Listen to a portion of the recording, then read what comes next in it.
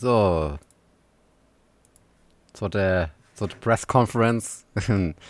Show, wie immer. Hier passiert wieder irgendwas Komisches, gerade Vorschau.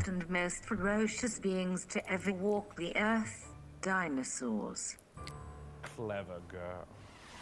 Hier ist wieder was ganz Merkwürdiges am passieren auf jeden Fall.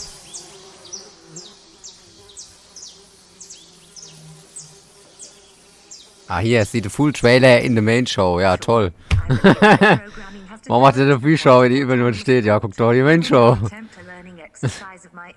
Watch as I combine two of your most loved games to recommend a brand new tiny build title, combining Monkey Island and Fallout. Das Lustige ist ja, dass sie da diese Beta-AI oder mit dieser Kackstimme zeigen, während mittlerweile perfekt menschliche Stimmen nachmachen kann. Help him set up the coziest survivor camp. Das ist ja dieses AI-Meme. Meme, wie es angeblich halt immer noch ist. Build a beautiful, bountiful farm. Ich bin ein Star, hol mich hier raus. In meinem Zimmer wird es nur wärmer. Dieser PC, der macht mich fertig.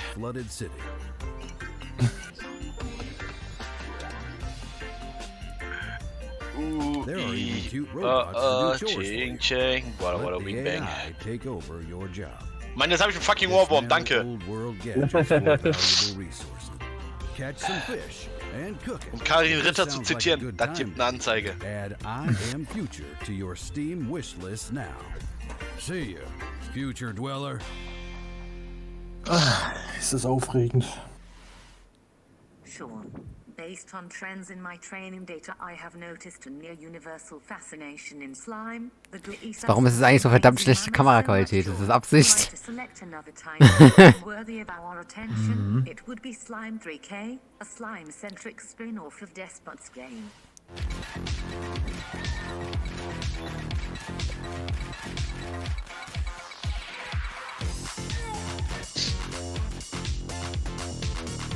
Ah ja. Also diese Game-Shows weniger so die Banger, ist halt mehr die Indie-Games, die auch ganz gut sein können. Na natürlich, aber halt immer nur für eine Zielgruppe.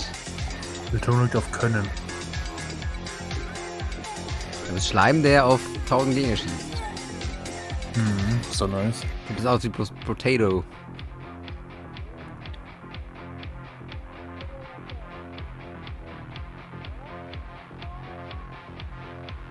So, wollen wir jetzt hier in der Pre-Show nochmal irgendwie sinken miteinander, oder ist es egal? Wollen wir was? Beta-AI. Ja, ich auch. Wollen wir was? Ob wir nochmal hier jetzt loslegen und hier sinken wollen, oder ob es jetzt egal ist. Ja, wir wollen sinken. Gut, also ich habe hier gerade Beta-AI und jetzt steht Black Skylands da. Genau, da bin ich auch. Jetzt bei mir auch. 56. Ich sehe keine Uhrzeit. Rechts oben. Ah, da. 4 Minuten. 3, 2, 1, 59, 58, Okay, ich muss kurz warten. Ja, ich muss auch eine Sekunde warten. 55, Ich bin bei 54, 40. 53, 52, 51, 50, 49, 48, Ja, ich bin genau da, 47, ungefähr bei Beckmann, 45, ja. 44, 43, 42, 41, 40, Gut. 39, Ja, ist 38, okay. okay. Diese Methode des Sinkens ist auf jeden Fall gut.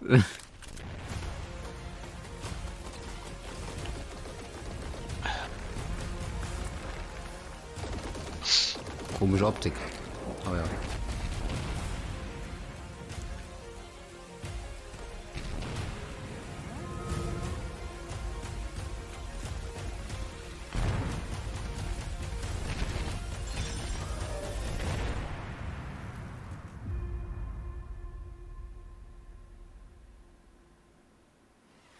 Tidy Bild zeigt dir alles vor dem Main-Ding.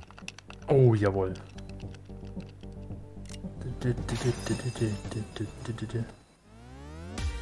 Punch Club 2.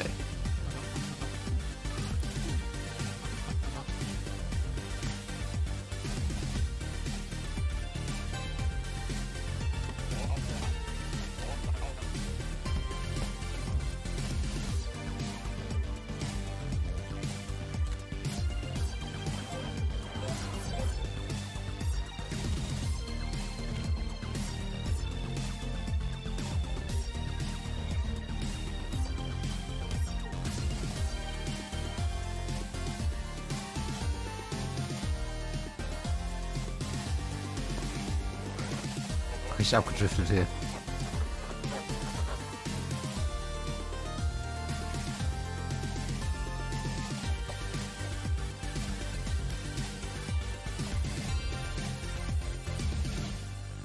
Nice.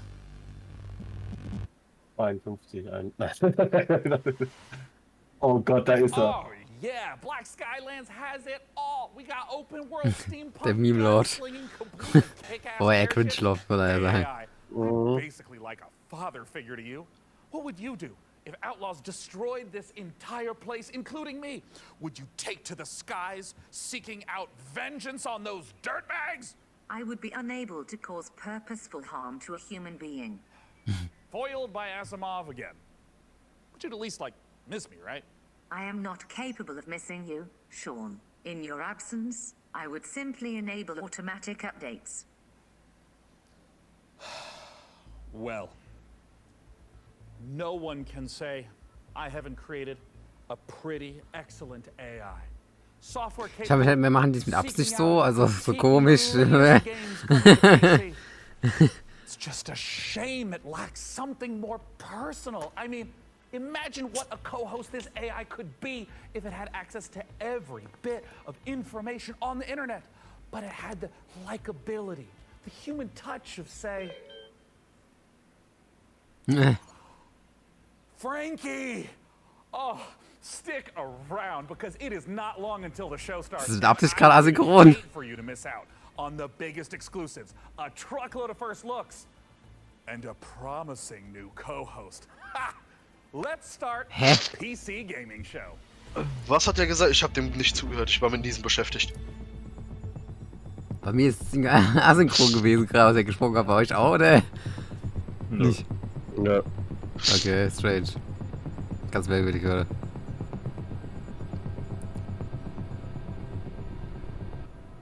Jedes Glitchen ist, aber wahr ist.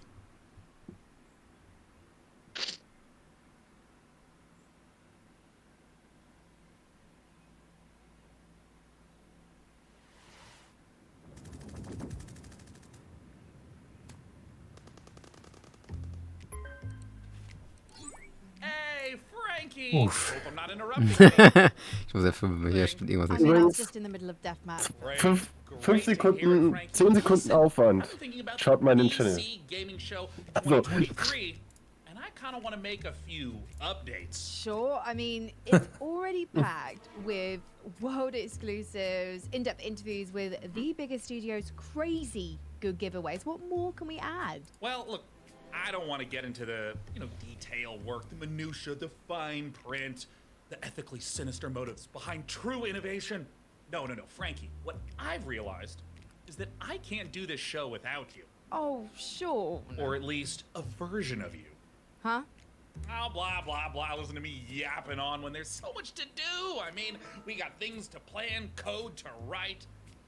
Oh, listen, also, I brought in some new assistants, to help really bring the show to life. And it would be so great if they could just stop by your place in little old London town. To just get the ball rolling. Keine Ahnung.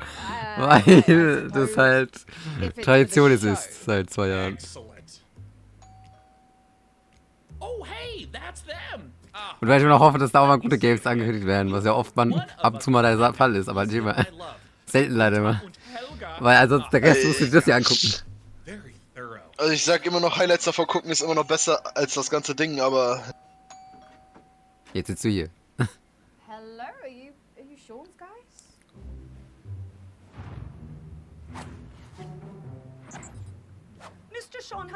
Es ist halt wirklich... Oh meine Fresse. Die embracen das aber auch dieses andere, ne? Ja, jetzt ist ja auch so dieses komische, wo es auf dem Raumschiff war, das war doch noch das komische. Read now, please. If you like to look at Game A, then check out this world exclusive of Game B. Necessary data acquired.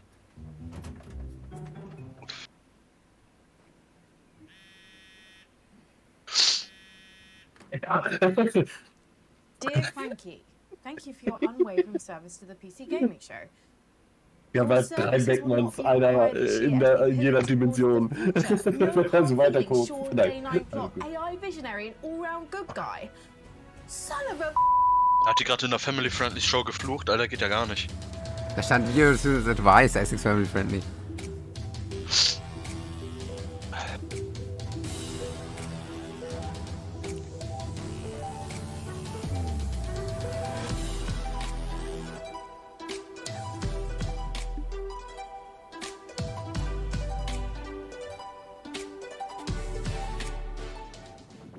Hello there, everyone, and welcome to the PC Gaming Show 2023.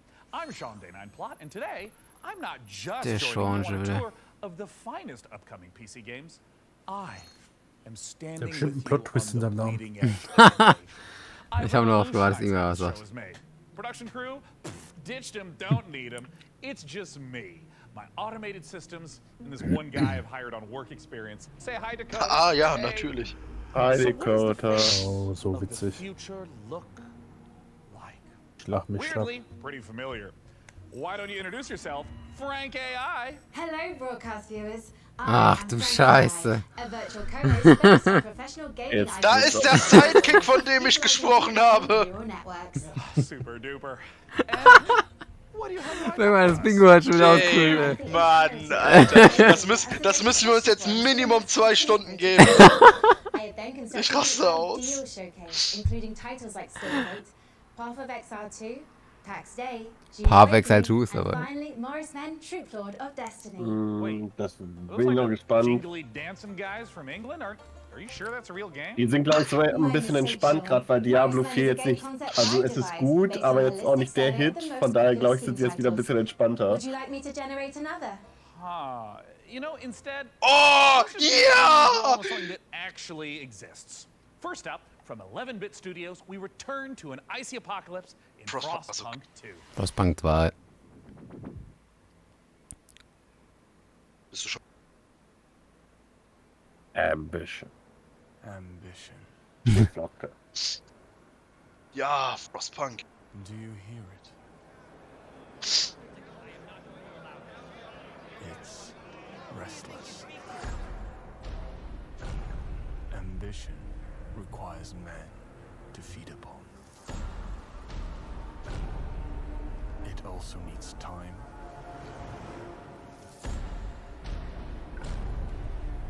direction,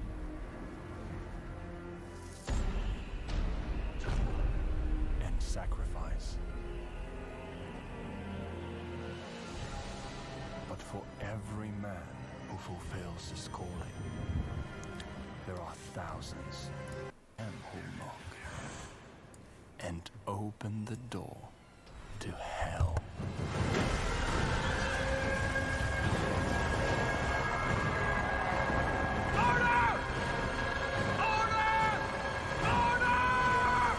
Alarm, Alarm. Boah. Ich will nicht bis nächstes Jahr warten. Inception tröd.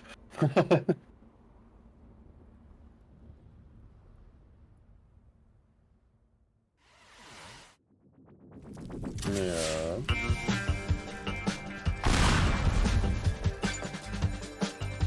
Ah, da ist dein Ich will meinen PC zerstören Spiel.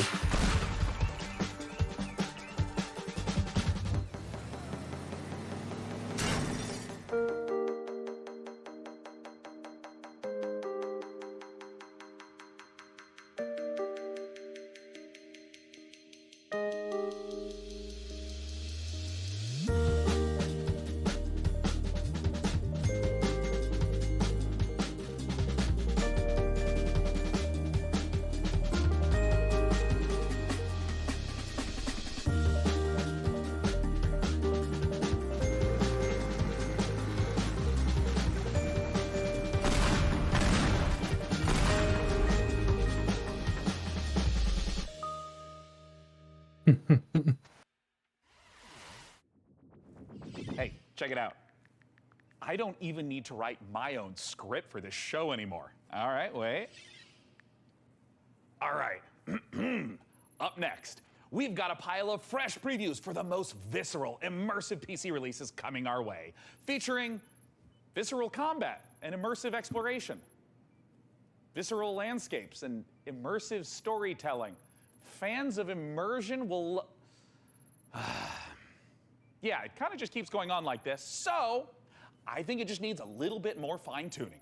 And until that point, let's just go ahead and dive right into our next previews with Nivalis, Jumplight Odyssey, and Road to Vostok.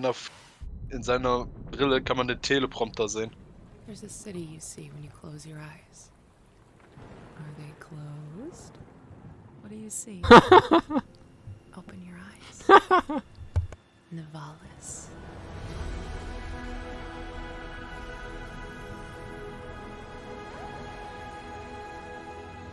You've been here before.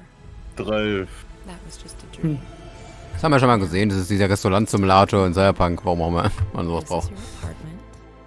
The sounds of the nightclubs nearby are the heartbeat of the city. Das ist so wie dieses Cyberpunk-eske Detektivspiel, das so ein bisschen AI generiert ist. Your restless legs want to walk the busy streets. Let's explore.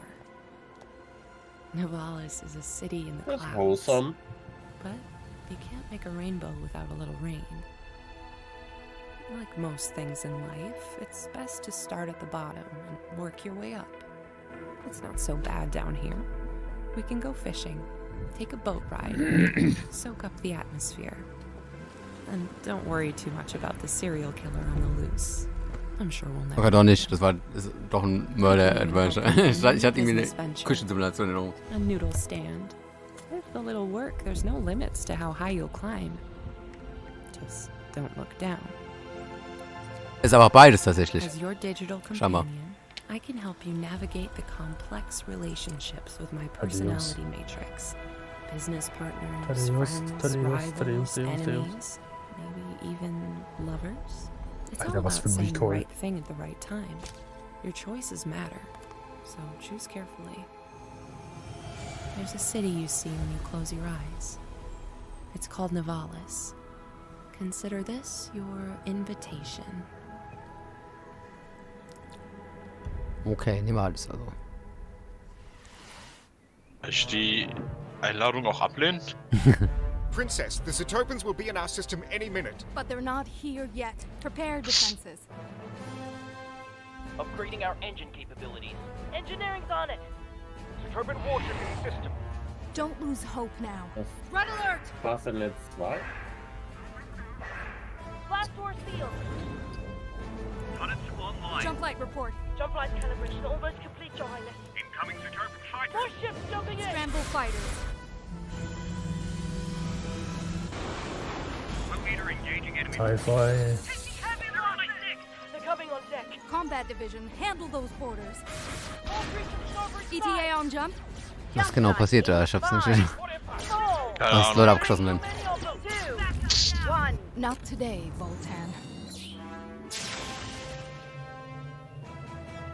Jumplight Odyssey. Okay. Ja. Super.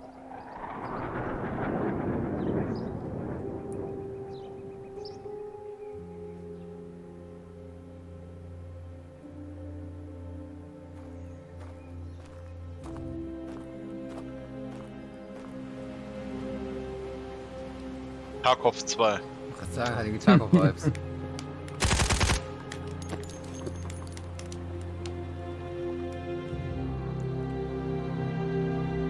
Nee, dafür waren die Waffenwechsel zu schnell und einfach. Normal. Oh mein Gott, DC Full Release. Ich hab's doch schon lange gesagt. Ist doch Full Release. Ja, Full Release. Nee, ist trotzdem gar nicht so schnell gut. Möchte ich trotzdem nichts damit zu tun haben. Nordlicht da. Road to Vostok.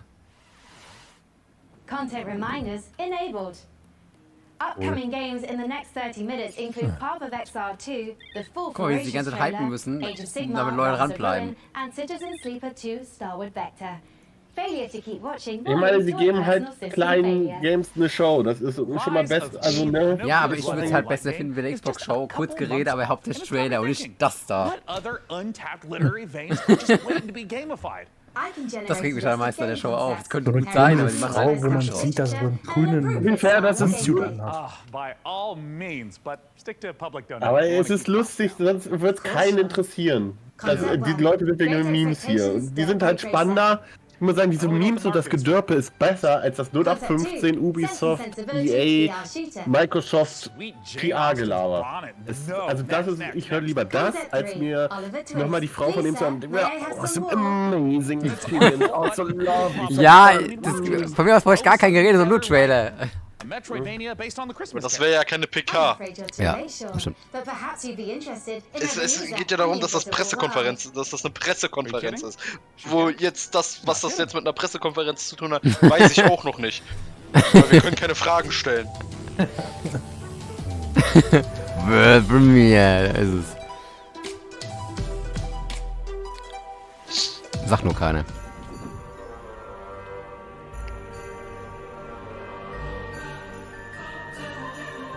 Oh, basierend auf, wie heißt der? Ebenezer Scrooge. Weihnachtsmusik. nee, das war Gott. Wie heißt das? Keine Ahnung. Das kann ich mal ein. Ja. Weiß, was ich meine, ja. Das ist hier das Rätsel Dr. Layton, meinst du? Das ist das Spiel? Nein, ich meine die Geschichte da. Die Geschichte Buch, das richtige Buch. Die Geister der Weihnachten. Geister Genau. irgendwie. Ja, so wirkt der Typ. Nur mit Geistern. Also richtigen Geistern. Mit Vampirzellen.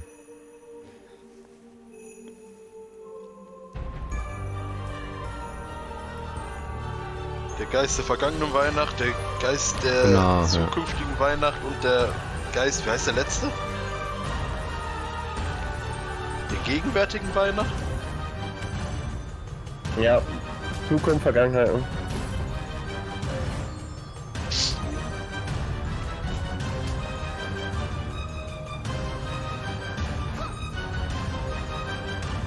Plattformer. Bin ich ja raus, ne? Ja, Metroidvania. Mann.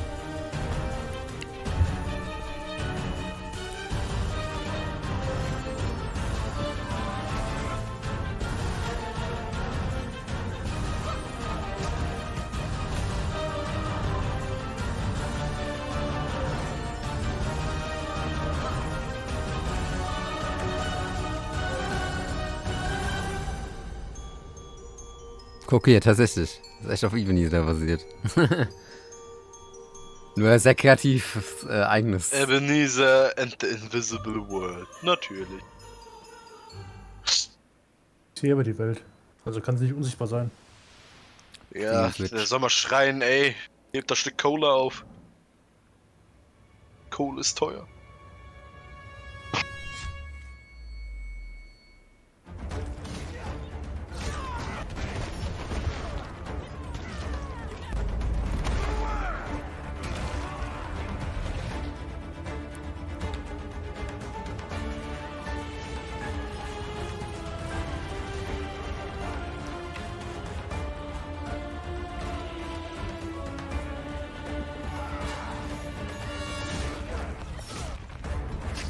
Ich hab's am Donnerstag schon mal gesehen, ja. Das ist das Spiel.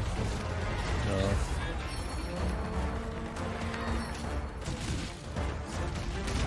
Man merkt, dass es so ein richtiges Experimentspiel einfach nur ist.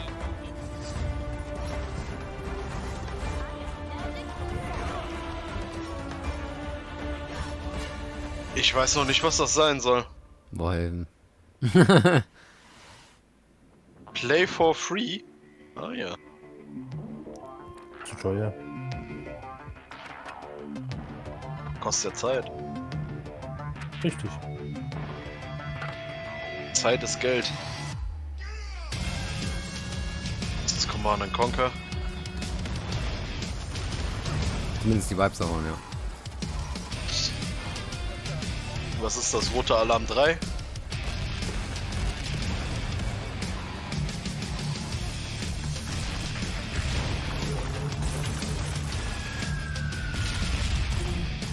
Ah ja.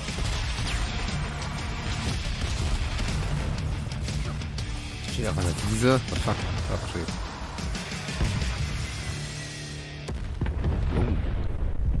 Oh ja, das Karl-Gerät. Wer kennt's nicht? Dorf. Aber der RTS ist immer gut. Dorf looks phenomenal. Dorf von einem Deutschen Frank AI aus is dem a Dorf entwickelt. wide berth from like everything ever written about video games. I'm sure you've got an interesting take on it. What are your thoughts? Sean, Dorf isn't just about strategic balance of resource scarcity and military industry. It's a game about the human condition, about our shared struggle against a cold and uncaring universe. That's pretty moving sentiment there, Frankie. Hey, what about Warhaven? Warhaven isn't just about clashing swords and moments of magic heroism. It's a game about the human condition, about our shared struggle against a cold and uncaring universe. Well, some wisdom bears repeating, right? And while I go sort out some unrelated gremlins in Frank AI's procedural critique, let's see a game with its own gremlins to sort out, preferably with a shotgun. These creatures infernal. These perils eternal. Was an Arzt I like shotguns. Heal me. Sulfur. Free me. Ey, die haben jetzt bei Bethesda, ne, das fällt mir ja gerade mal so auf, ne? Da kam jetzt kein Doom und auch kein Dings, ne? Richtig. Kein Wolfenstein. Ja. Ist ja wild. Braucht vielleicht noch Zeit, bis es ankündigen können. Das arbeitet. Ja, ich kann mich heute Nacht wieder in Schlaf weinen.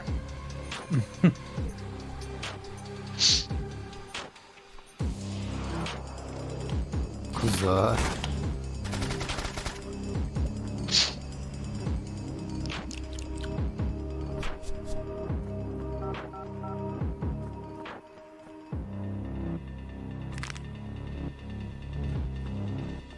Oder hat das Handy jetzt kaputt gemacht? Also. Weil er es kann.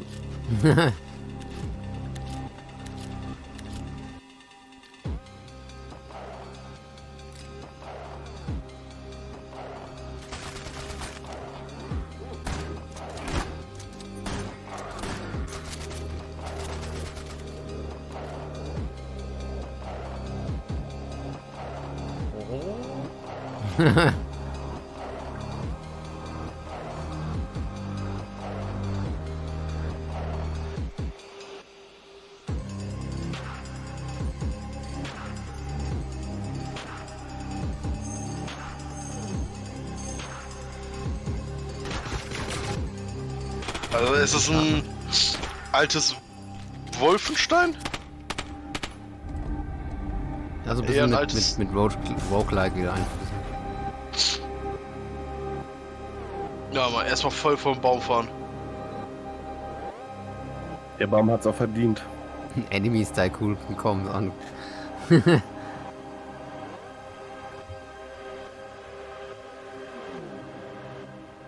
Webadresse. Scheiße. Na egal.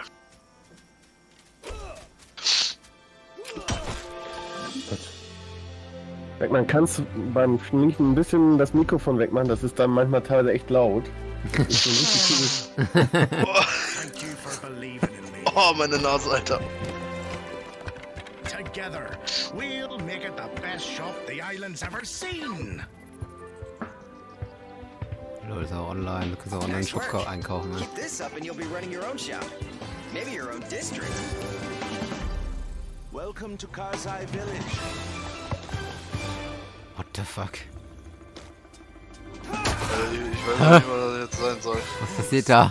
Warum hat diesen Stuhl jetzt die Runde geslidet und hat jemanden gekillt?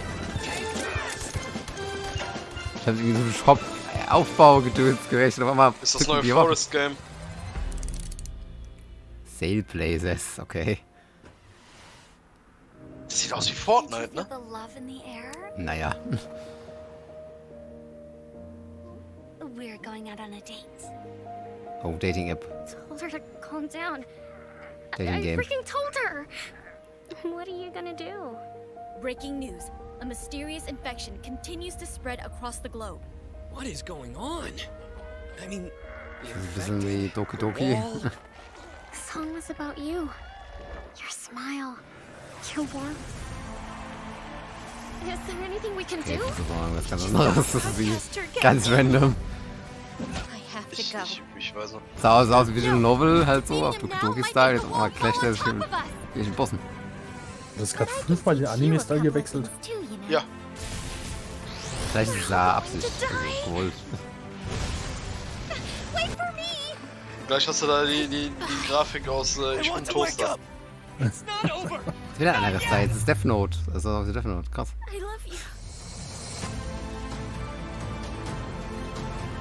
I don't. Save the day, save the world. Nein, tu ich nicht. Have a nice. Eternice there, showing us that love is never simple, especially in the middle of an apocalypse. You know, I sometimes get a little misty-eyed myself about a simpler time. I mean, don't get me wrong, I love modernity. And sure, big tech's done some stumbling. I bet Mark Zuckerberg's probably a little lonely in the Matrix. But all I'm saying is the olden days had an appeal. Medieval times when we were plowing our own fields and treating everything with leeches. Not buying 8 pictures with weird electric money. Luckily, though, video games can bring the medieval fantasy to life. To find out how, I had Frank AI activate her new reporter drone. Oh, it's designed to identify, question, and report back on the work of leading game developers. And don't worry, technically speaking, it's completely legal. I mean, this little guy's even got a selfie light. It's like kind of cute in like a friendly panopticon kind of way. Little RD has flown itself all the way out to Helsinki, Finland to meet the team behind the highly anticipated medieval must-play, PAX Day. Let's take a look. Was für ein Ding? PAX Day. Klar, kennt jeder, ne?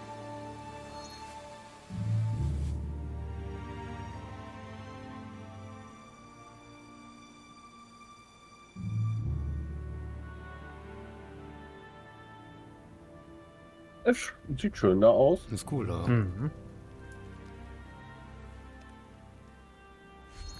My name is Reynir Harðarsson, and I'm the game director for PAX Day. PAX Day is an open world fantasy game in a living, breathing world which we can call home, where it's teeming with life, mysteries, and it's for you. Ist auch mal eine Methode, ein Spiel einfach in der Natur vorzustellen. 12th or 13th century Europe. It's a very different reality. You know, it's where knowledge has been lost and is getting rediscovered. It's where magic truly exists and ghosts exist and the myths are real.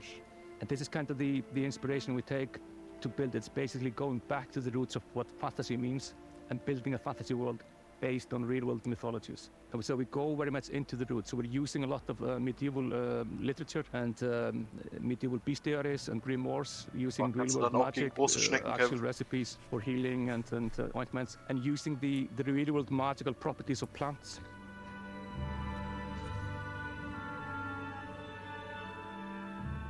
I'm Soeren. I'm the Chief Product Officer at Mainframe Industries.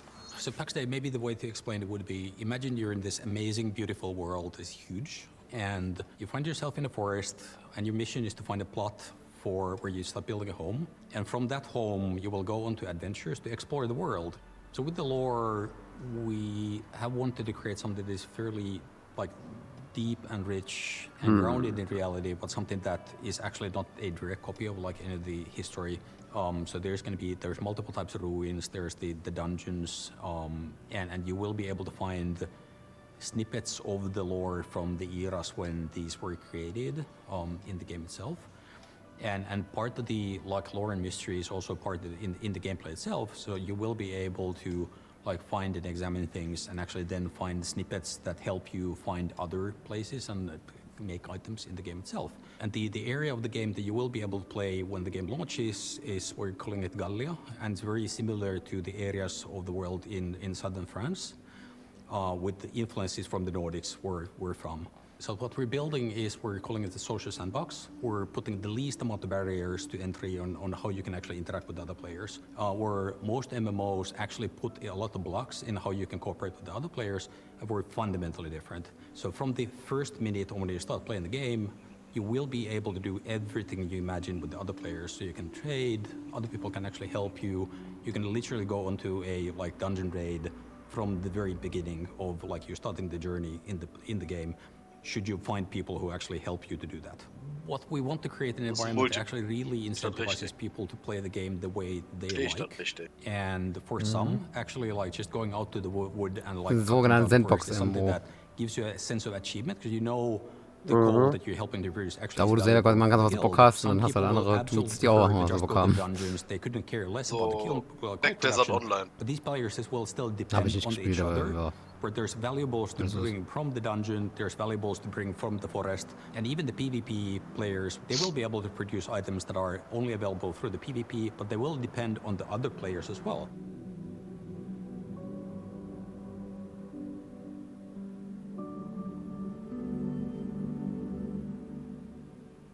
The lore of PAX Day is very much inspired by real-world folklore and fairy tales. With, of course, the caveat that in PAX Day, this stuff is actually literally real. The interesting thing about folklore throughout the ages is that folklore are actually start out as true stories, whereas fairy tales are fiction. And that's the distinction between the two. Folklore often, handles about ghosts or spirits or some supernatural things, but in the eyes of the people, during those times, this is reality. This is real. Ghosts are real, and this is not disputed as any fantasy. And this is what we want to reflect. So when you're walking in the forest during night, you will find these things. You will find ghosts. You will find the spirits of of the past. And the deeper you go, the more mysterious and strange it becomes.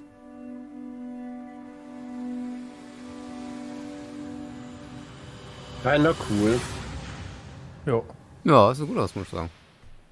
Gucken, was da kommt. If I caused any existential anxiety with my presence, it might help to try reframing those stresses in a positive light. Think of me, perhaps, as a blue shell from your favorite kart racer. I might be wielded to ruthlessly destroy hard-earned positions, but we can still have fun. Maybe there's a lizard driving a little car. Isn't that nice? Let's celebrate the same spirit of kart racing treachery as our next preview brings Mario Kart Mayhem to PC. Here's Stampede Racing Royale. Der will's auch schon.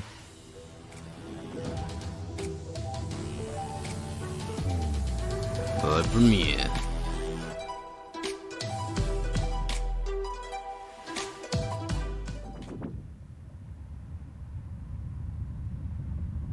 Das soll also die Mario Kart sein, hat's gerade gesagt.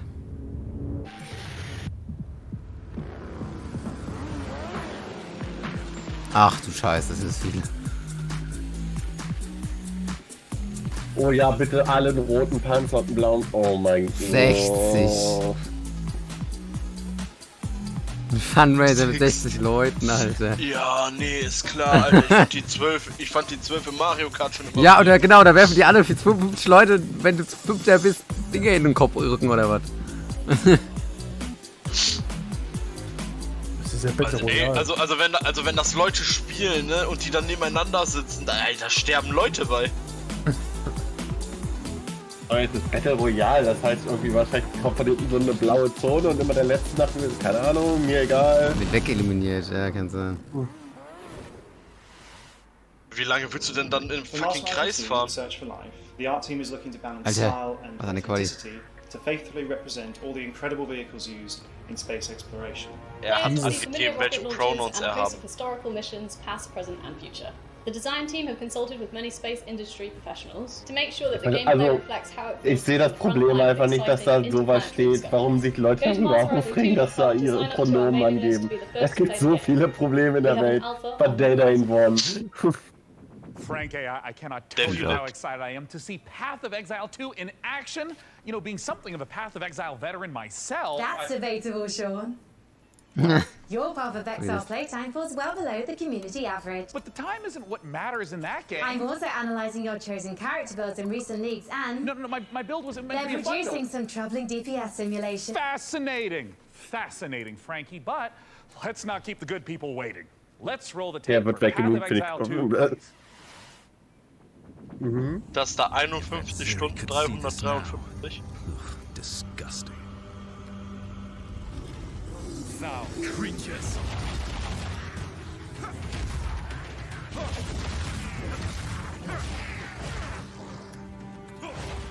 You're mine. Hier sieht schon mal stabiler aus. Und crispier. Obviously nicht Diablo 4 Niveau.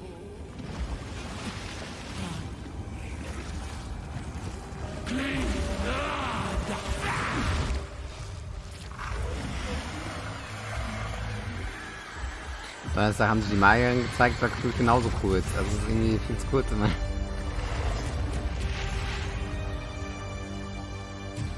Okay, das hat sich jetzt echt nicht gelohnt. Also ja, hat im Donnerstag auch nicht. Es war auch nur 5 Sekunden die Magierin-Aktion, da war's das.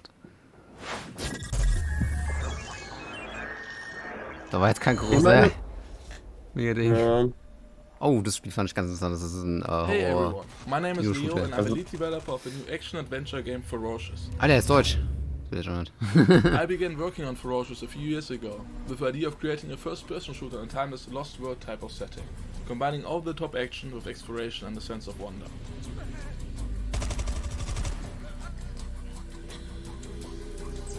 We were always inspired by mysterious places frozen in time, that you may have seen in movies like King Kong and Jurassic Park. We aim to marry the setting and its unique gameplay opportunities with classic first-person shooter mechanics, similar to early installments of franchises like Far Cry and Crysis. The flexibility of the Unity engine allows us to create unique solutions to some of the environmental features, such as custom water effects and realistic vegetation. Ow. Use a mix of photo-scanned and handcrafted assets to create a world both scary and beautiful. However, there are some things waiting for you in the jungle that we couldn't find any real-world references for. So we had to improvise. I hope you guys are excited as I am. Feel free to wishlist and follow the game on Steam, as we can't wait to share more about Ferocious in the coming months. Thank you. Ferocious. Die Akzent war schon echt wild. Welcome to Islands of Insight, an epic shared world puzzle adventure game set in a world of fantasy, ancient wonders, Puzzle game Schmutz, brimming with mysterious puzzles, secrets, and sublime landscapes for you and other wie hieß das Spiel? Das auch so mit diesen Strahlen, das war auch ganz cool. Ach fuck, wie hieß das denn?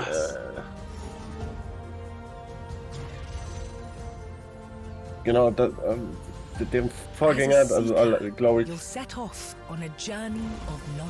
war ganz cool. Explore every corner of this rich landscape and solve every puzzle you find. Puzzle. Savor the achievement of every solution. Ganz bestimmt nicht. Ich wollte gerade sagen, für Fabis Game, ey. Revealing new challenges to face, new areas to explore. Die sehen ein bisschen unkreativer aus mit diesen komischen Candy Crush-artigen und Dingsbums, aber so diese Perspektivrätsel und so, die mag ich eigentlich immer ganz gerne. Ich würde schon beim ersten Rätsel ausrasten. Embark on the path of discovery and let your curiosity guide you through a world of wonders, where the answer is always in sight.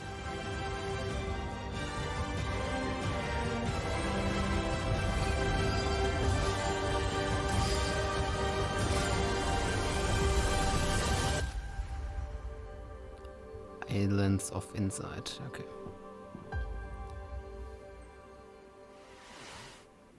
I might only have an old-fashioned analog neural network, but I'm gonna risk some data analysis of my own.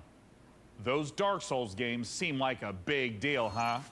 Luckily, while From Software is taking a recess to work on giant robots, Hexworks is stepping in with a fresh supply of very depressed knights with very big swords. Coming this October, here's your latest look at Lords of the Fallen. Oh, Lords of the Fallen. In Lords of the Fallen, you'll explore two parallel worlds. Das the land of the living, like where demonic knights and hulking monsters are trying to murder you, and the spooky Umbral Plane, where the ghosts of those creatures are trying to super murder you. Using the latest Unreal 5 technology, developer Hexworks has layered these realities directly on top of Den ersten Teil habe ich, glaube ich, bis zum 4., 5. Boss gespielt und fand's dann nicht, also, es war nicht schlecht, fand ich, es war nur sehr durchschnittlich, weißt du? Also so würde ich es beschreiben. Es war in nichts gut, es war aber auch in nichts schlecht. Und die Story war halt, weil es halt zu der Zeit auch 5 Milliarden Souls-like gab. And it's looking for its new steward. Of course, we have the most trained and prepared guards, the most efficient staff, the most devious monsters, hoffe ja auf einen ganz and the bestimmten most Titel, Tobi. attractive treasures. Was denn? Titel, Tobi? Tobi, Titel? Graben Mining Dungeons. We have state-of-the-art production facilities, Kannst du vergessen, wie nie B2C rauskommen. processes, and an efficient waste recycling system.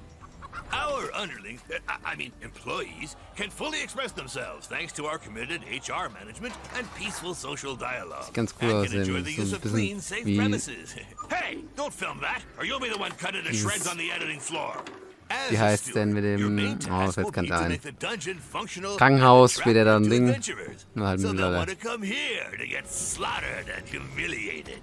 To achieve that, you'll have access to guards, traps, and hexes. You'll also get to organize Dungeon raids Keeper on schauen. nearby areas to provide me with treasures and relics. Thanks to your boundless devotion, I, Zangdar, will become the greatest warlock of the lands of Fang!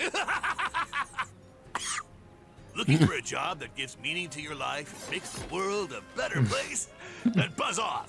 But if you're organized, servile, Was mag ich? Das ist einfach so ein Feel-Good-Game, da klickst du ein bisschen rum. Dungeon Master, ja, ist ganz cool.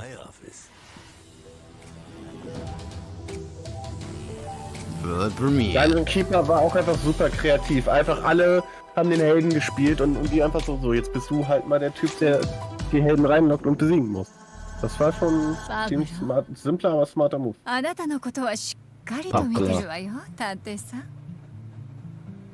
何せあなたにはこの世界を変えてしまうような特別な力があるのだから。Ey, Japanisch klingt, ist so eine der Sprachen, auch da klingt alles dramatisch. Die könnten darüber reden, dass sie der Durchfall hat und trotzdem. Doch,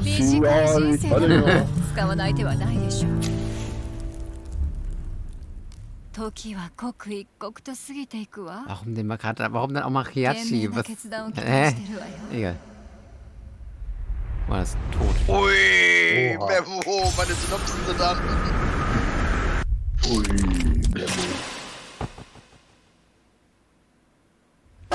Man kann ja 2 Kulturen kombinieren. Ja. Machen sie auf jeden Fall. Ich meine, mexikanische Geschichte und japanisch vermischt habe ich noch nicht gesehen, ehrlich gesagt.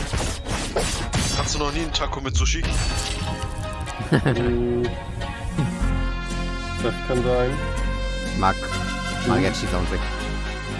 Ja, der ist schon ganz geil. Ja, cool, aber geil war so schlecht, ey, muss ich sagen. Haben wir noch Tequila da? Are you all right, Sean? Nein. Doch, ein Roguelike. Included a gunfight/dance sequence to promote mariachi legends, but your heavy breathing is indicative of exhaustion, panic, or that you are currently entering childbirth. No. Don't worry about anything. Systems are a go. Our schedule is just packed with so many games. I understand, Sean. I'll provide assistance. Notification. Day 9 has been updated to day 10. What? You just can't replace me? Like, roll the system update back. I don't want whatever this is. I'm sorry, Sean, but support has been discontinued for older versions. What? What's up, Day 9? I'm Day 10, the latest software version of popular gaming host Day 9. The consequences of my actions. Hello, I am Frank AI. What's up, Frank AI? I'm Day 10. So, the latest Hello, software I version. am Frank I AI. suspect they're going to be at this for a while, so let's just go ahead and fire up a trailer for a strategy game, Age of Sigmar Realms of Ruin, while I do some strategizing of my own. Dakota, start unplugging things. I'll just tell you when to stop. Just pull it. Hello, I am Frank AI.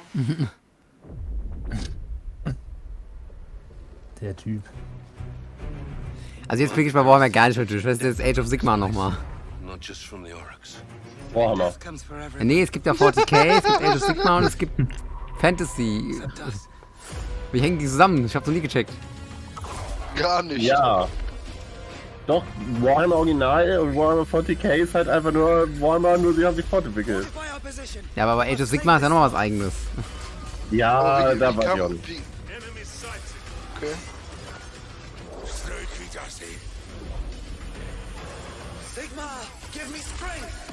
Ah, super. Protect the bastion! We need the loot! Let's flash to a corpse! They always come! Aiden, I will take the fight to the Auric Warlord. You hold here. Fate conspires against us both. Not fate. Duty. Get it! Oh Gott. Übergang. So, nochmal. So, jetzt.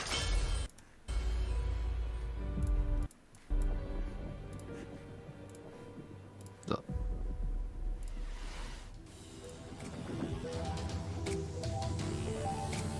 The Premiere.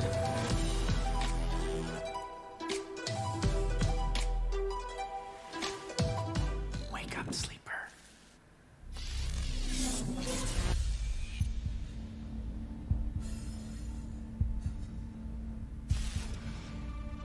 No, get out! They haven't finished it! Oh, Sleeper's finished, aren't you? We had a deal, Sleeper, and yet, here you are, risking it all to try and break our contract to end your dependence. Just wanted to use them, you piece of shit! Nothing wrong with being a tool in a time of crisis. There's a war on, and while it rages, well, there's opportunity. I thought you were an opportunity sleeper, desperate, on the run, a hard worker with certain needs. I met your needs. I gave you a crew, lent you a ship, even hooked you up with a contract or two. And yes, I took my share, but that only seems fair. I invested in you. But then, you went and did this. And now, you don't need this. And I don't need you anymore either. Ugh. Sleeper, go! Now! To the ship!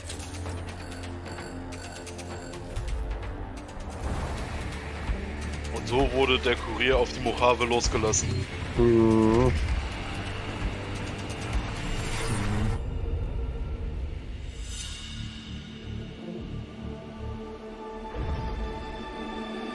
Ich mag das Farbschema.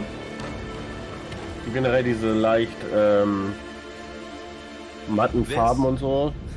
Also ich den Stil geht so, aber ich mag diese matten Farben und so. Also ich finde das so ein cooler Grafikstil, Farbstil, wie auch immer. I have found no official case of death by FOMO anywhere on the internet. However, I would not suggest risking being the first case. Failure to watch the next section of this show would result in you missing amazing new content from Dread Pilots, Miasma Chronicles, Pathfinder Gallows Bar Survivors, and Parcel Core. But first, here's Critico.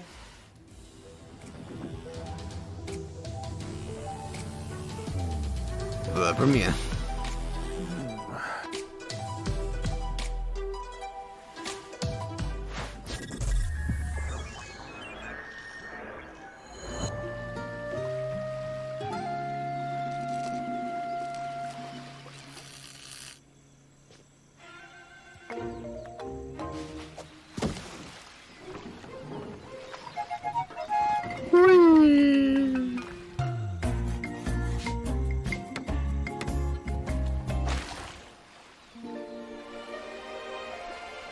Ich hab versehentlich... Wo seid ihr? Am Strand. Badewanne. Mit einem Cocktail in meiner Hand. Da ist ein Hangar, da schmeißt gerade jemand. Ja. Ein Boot. Okay. Badewanne. Okay. Hui. Der Wind Waker ist es. Das könnte ich mit meiner Nichte, glaube ich, spielen.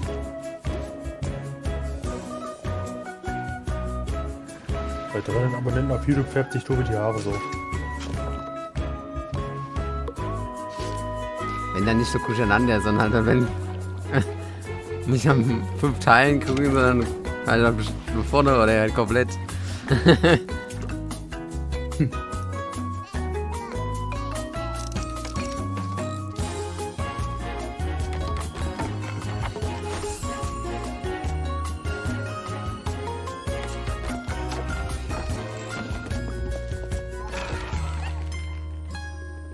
Ja, cozy auf jeden Fall. Das verstärkt sich. Critter Cove, okay. Das ist aber so ein bisschen, das ist aber mal Animal Crossing, weil du bist irgendwie der einzige Mensch da drunter. Der Rest sind Tiere. Tiere funktionieren halt bei Kindern. Musst du da auch so einen Typen bezahlen, damit du dir dein Haus bauen darfst? Damit du dir Boot bauen darfst, in dem Fall wahrscheinlich. Sklaverei. Tumnuk, ja. Oh, oh. Aha. If there was an award for being unbearably cute while also being unbearably fun, there is no question it would be down to the wire between Critter Cove and yours truly. I mean, it's a strong matchup, but please, clear winner. After 3,411 Oh, simulated stay 10. contests, I predict Critter Cove's probability of victory at over 99%. But now is when you start fact-checking now? Well, while AI might not have mastered the subtle art of ego boosting, it's already powering new ways to play. By teaming up human storytelling with AI assistants, the team over at Hidden Door have developed a generative spin on pen and paper roleplay. It is so tantalizingly delicious, I had no choice but to send Hardy's adorable all-seeing Pen and Paper Roleplay mit Hilfe von KI. Wer würde sowas denn tun? Tobi macht ganz große Augen. In New York.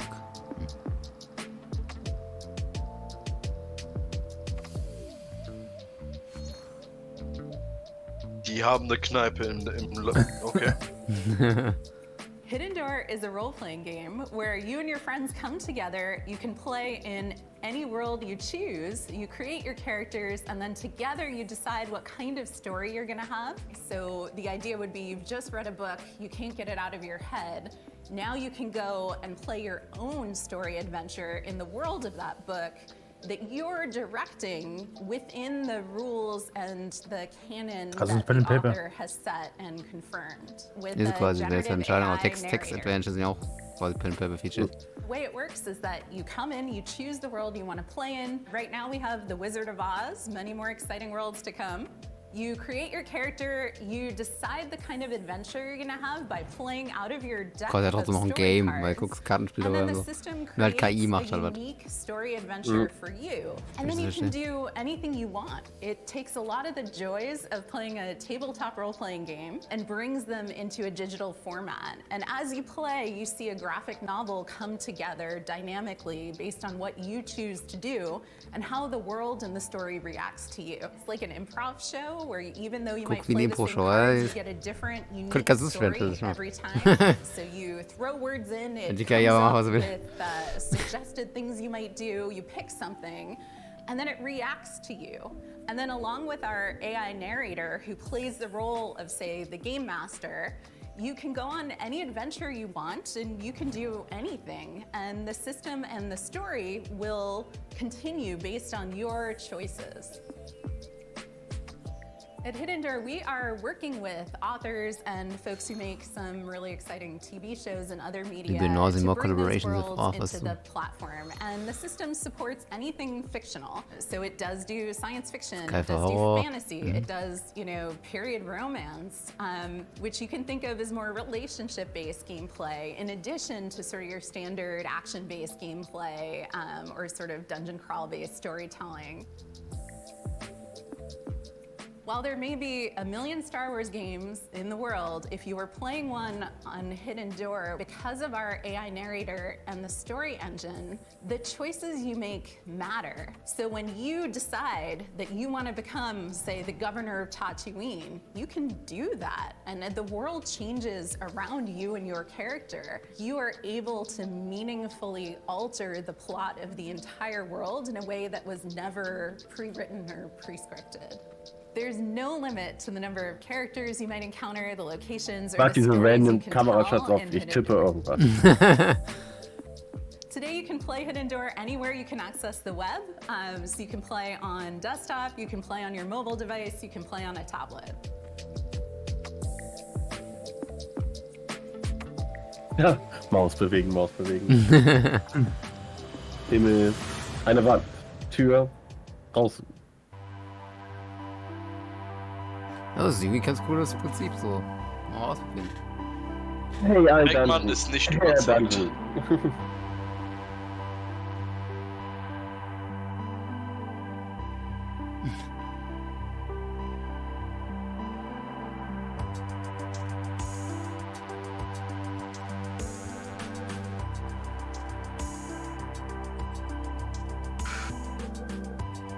Also Rock in the Chest.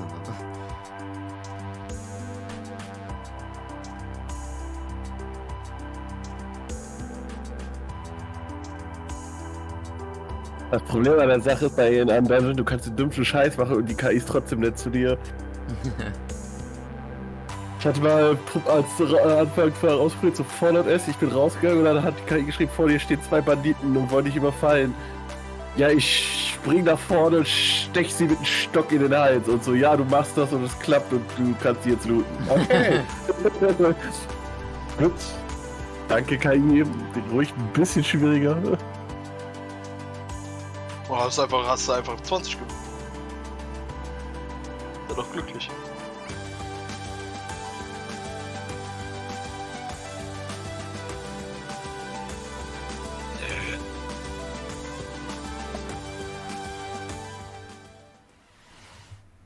It looks like Hidden Door is cooking up one hell of a winning combination. Am I right, Frank AI? It certainly seems so, Sean. Speaking of winning, you too can achieve victory with the PC Gaming Show Battle Pass. And free bonuses as you level up your viewer rate or upgrade to a gold tier pass for only $9.99. What are you doing? I'm incorporating lucrative live service techniques to maximize the show's profitability. Battle Pass for a stream even work? With a gold tier pass, viewers can earn exclusive rewards, like viewing the show's trailers 1.5 seconds early and boosters the viewer rank experience. Look, I admire the initiative, but I think for now, let's just go ahead and table streams as service. Sadly, major production decisions are only accessible for those who've reached viewer rank 80. You can, however, unlock immediate access with 1,800 Sean points, purchasable for $9.99. You made show production a Battle Pass reward? Is anyone close to unlocking that? Killsaw 69 Blazers has just achieved viewer rank 58. Oh God, okay. Dakota, find my wallet. And for now, let's check out a new dungeon crawler from the Don't Starve devs at Clay Entertainment. Here's your first look at Dread Pilots. Ich hole mir nochmal ein Kaltgetränk. Ja, war bei mir. Ja, irgendein Dulli aus meiner Freundesliste startet gerade die ganze Zeit Mo. Mogus. Können wir wieder spielen, oder? Ja, sehe ich auch so. Tobi, wie stehst du dazu?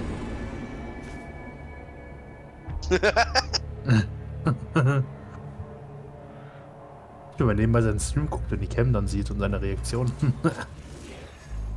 Tja.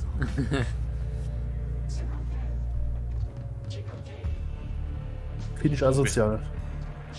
Der heißt nicht mehr asozial, der ist nur noch Finch. Oh, Entschuldigung. Ach, ist wichtig, der wollte den Namen halt clean haben. Das ist mir wurscht. Finji. Unknown Human.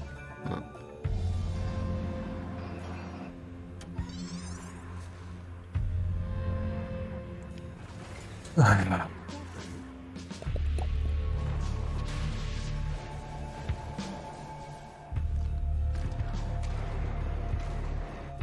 Ich habe es nicht mitgezählt, aber es sollen 55 Spiele gezeigt werden. Ich weiß nicht, wo wir gerade stehen. Aber welche Zahl?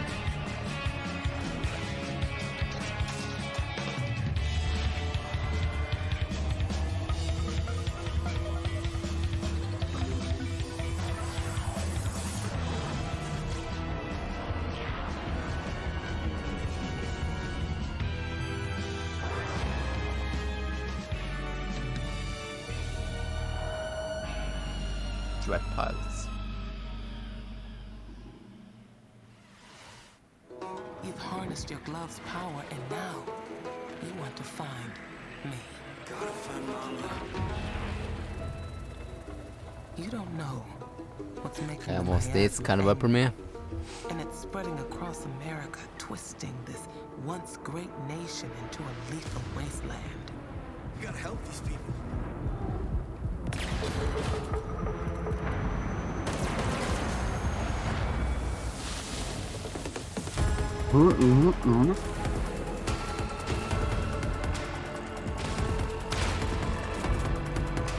Peng!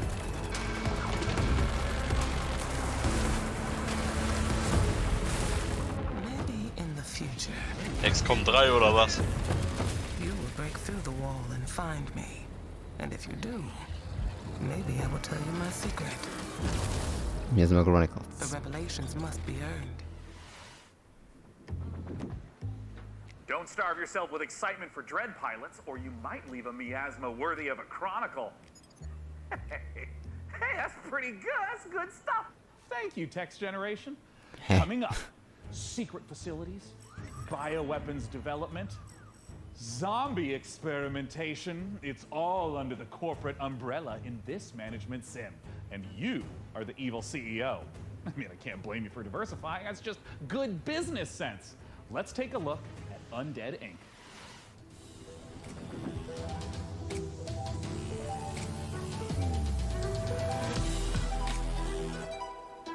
VP.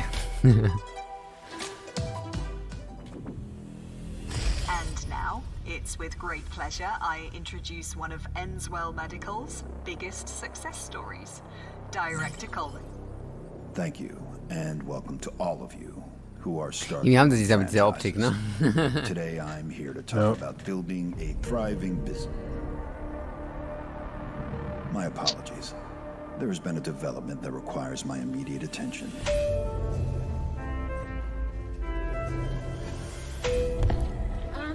Director Coleman, sir, we're hearing... Whatever your concerns may be, I'm handling it. Now, tend to your patients. Structural integrity and power all hanging in there, sir. Extent of the outbreak unknown. Next move, Director. Tell your men ETA 5 minutes.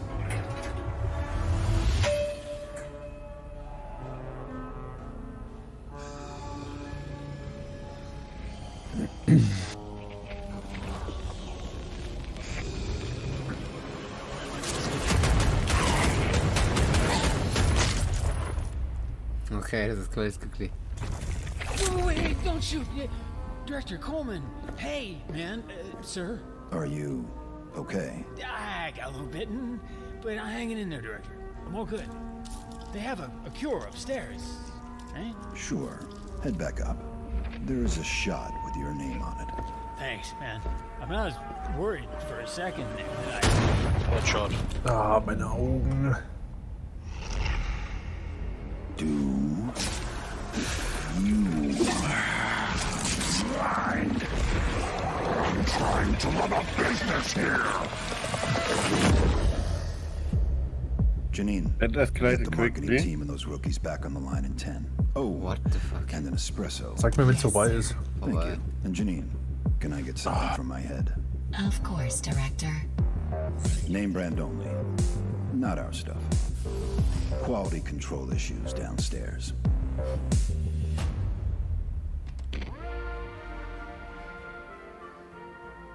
Zieht er aber die Gun. Mutiert dann.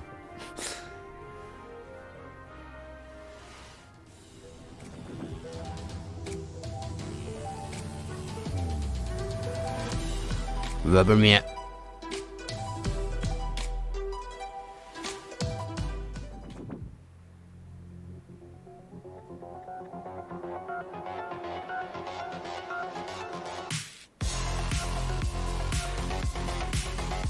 Aha.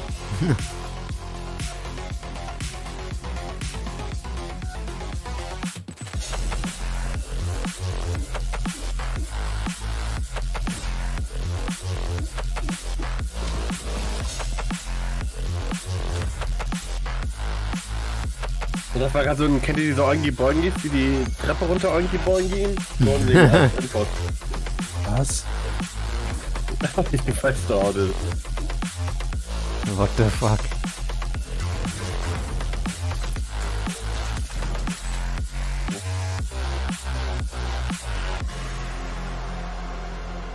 Alma. Space Opera Metroidvania. Allmann. Okay, hey, look. I've been looking through Frank AI's data log, and I found a file named Confidential, Game Trailer 44. Codename Omicron Delta November, _ final, parenthesis, final and parenthesis 2.0 _ revised.mp4. Now, it's important not to lose the trust of your AI assistant, so let's just watch it really quick.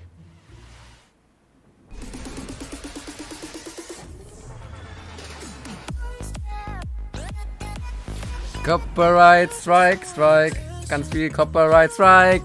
Singen wir irgendwas bitte drüber, sonst haben wir Probleme. Party in the... Nein! Warum ist das Copyright-claimische Musik? Hallo, komplett scheiße. Warum sagt denn jetzt hier? Na.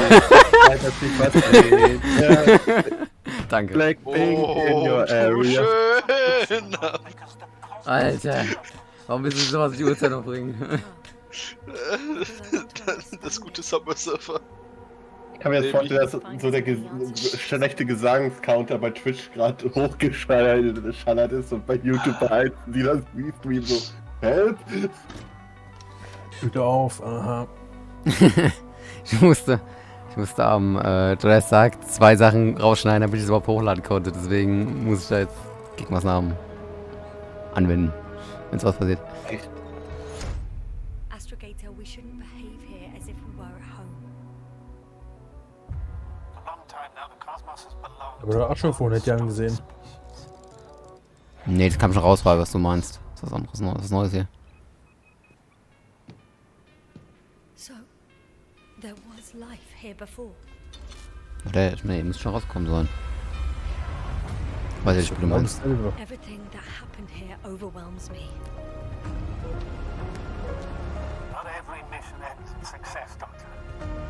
Hast recht. Verständlich. Aber ich spiele weg jetzt. Dieses Mikrofon links, das Bild sieht so komisch aus. What is there to understand? We have to destroy it. Oh. Even if it means destroying everything.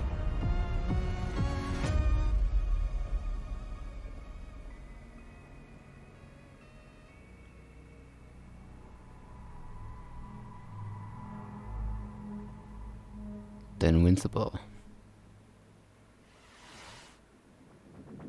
Coming up, we'll see a theme park builder that's only days away.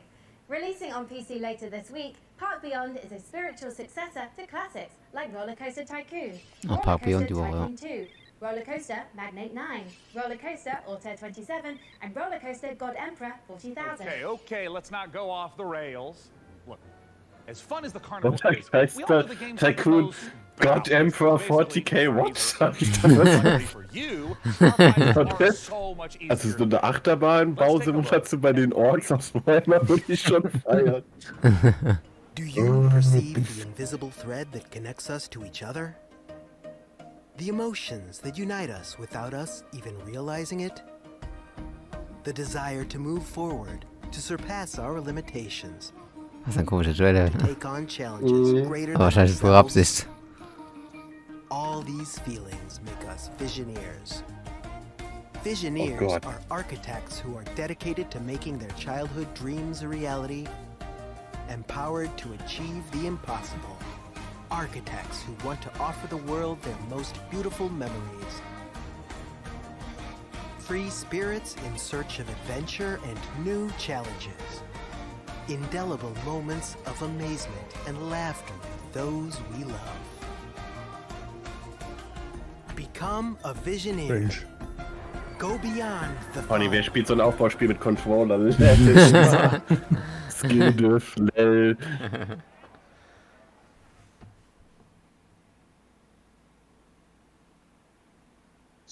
Absolut. As an AI, I have no need for material possessions. But, good news! PC Gaming Show viewers can take advantage of the following promotional contest by following the instructions on the screen. If this product and or service stimulates your orbital cortex, follow the instructions on the screen. Nein. The Premiere.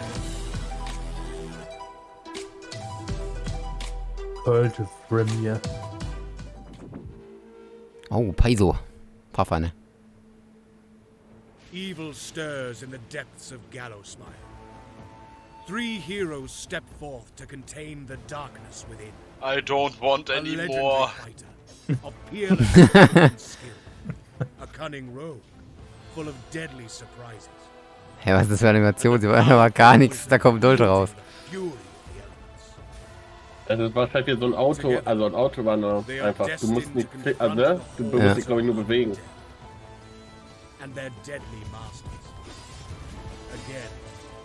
Ja, ich bin auch ein Deadly Master, Alter. In der Hose. But what hope have they to seal away the whispering tyrant? For surely Da kommen mal ein paar von der Game raus. Das ist sowas. Naja. Bullet Hell Survivor, ja. I get your path, da. Unser Premier.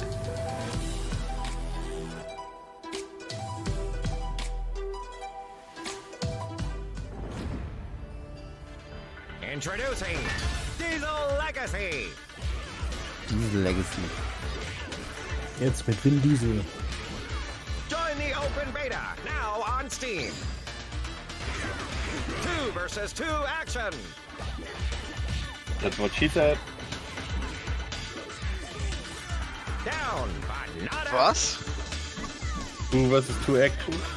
Local and online multiplayer. Fritz. Real match. Worldwide rollback netplay. Er hatte den gerade umarmt, um ihn zu treffen. Ey, wie der Moonwalk hinten macht. Determine the fate of the Iron City.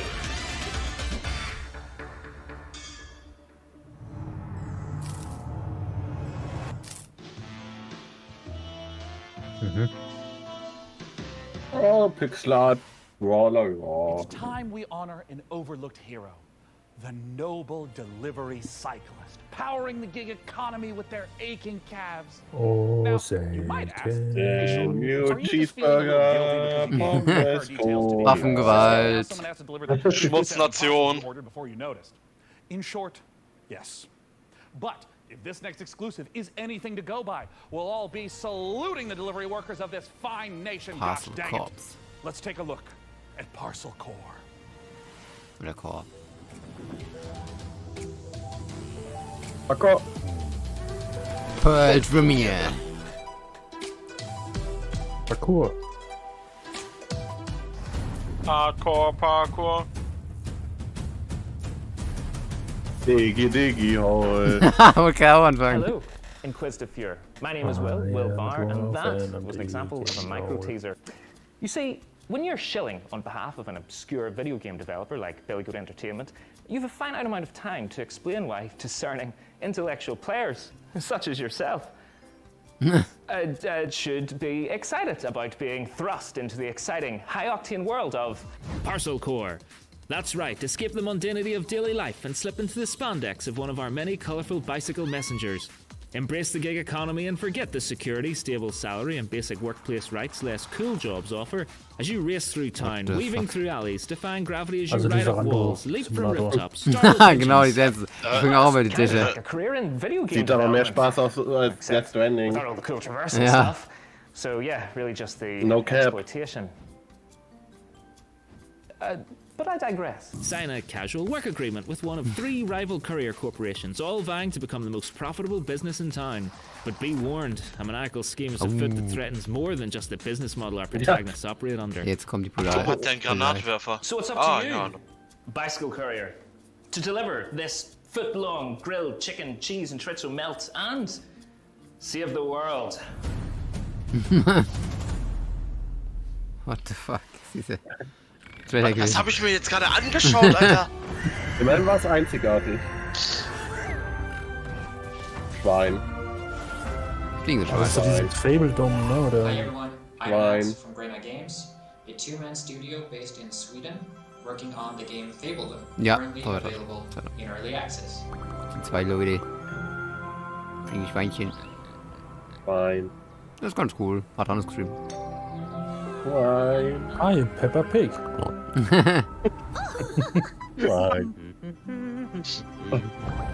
Giovanni.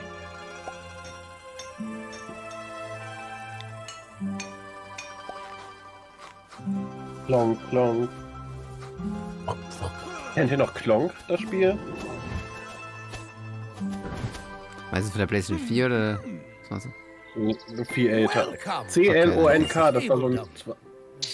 Das können wir irgendwann mal, wenn du mal einen Podcast so wirklich, also das habe ich meine halbe das war vor Minecraft und das war schon sehr Minecraft-esque in 2D. Und das war, also du magst ja Terraria und das ist quasi die Vorwelt, also es war ein bisschen wie Terraria, nur ein bisschen halt oldschooliger. Mhm. Ja. Hier, Game Pass Werbung kam kein einziges Mal im Xbox-Ding, kommt jetzt. Ja, Werbung war ja immer Day One Release on Xbox Game Pass, also von daher. Ja, stimmt. Also das war ja die smarte Werbung, nicht die. Oh, don't mind Sean. Hier ins Gesicht. Entering our PC Game Pass giveaway. We've got Und es gibt natürlich ein PC Game Pass Giveaway. Ich kriegt ein Game Pass an alle. Oder vielleicht kriegen wir ja 10 Punkte dafür. Brauchen wir ja nur noch 1500. Mhm. Aber gut, dass ihr mir alle 10 Minuten sagt, dass ich 1,05 Punkte verdient habe. Und die Ding wegklickt und aber trotzdem noch erscheint. Mhm. Ja. Mega Man? Mega Woman? Mega Woman, ja. Mega Siblings. Mega Digga.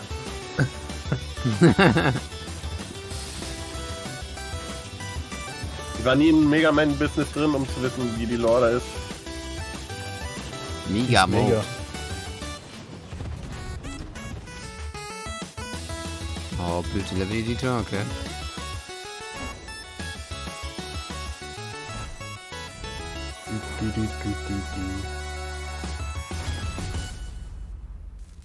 Mega Man Try 66. Sure.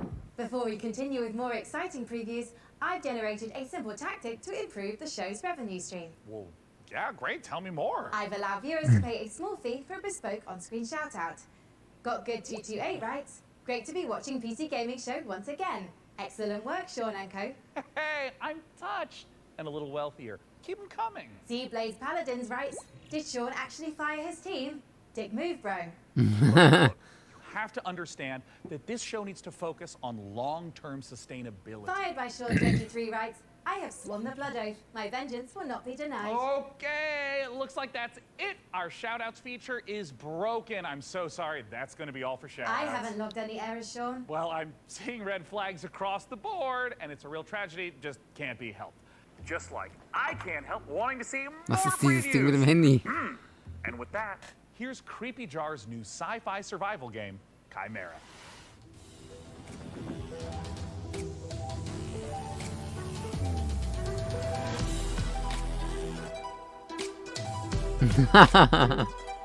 War bei mir.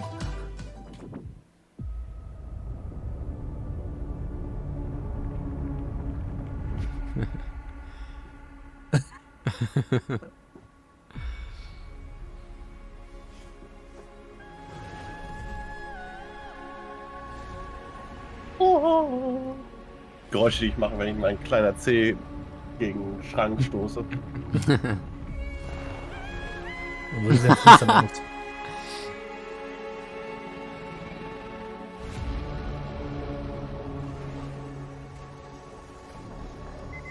So schön wie so Base-Aufbau, oder? Ist momentan sehr eben. Oh, die burnen alle weg. Und schau.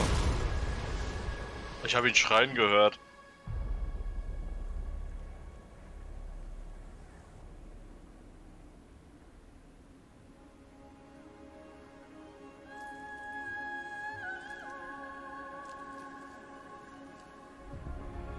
Neues Leben. Die haben wohl das Auge gefunden, wa? Tobi? Chimera.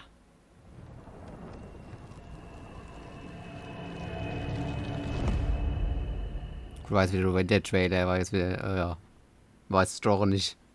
Wenn ich gesagt habe, Survival Game, hat er am Anfang gesagt, dann wüsste ich gar nicht, was es ist.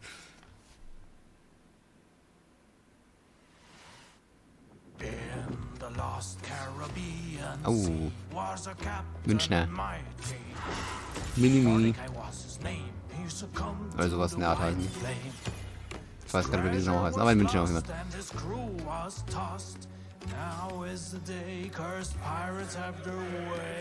Hier ist an mir. Das ist es, ja. Meister of Taktik. Oh.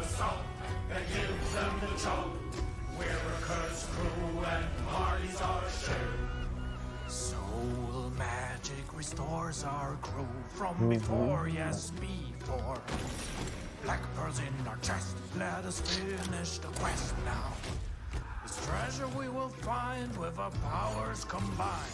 Our worth we will show to our captain below.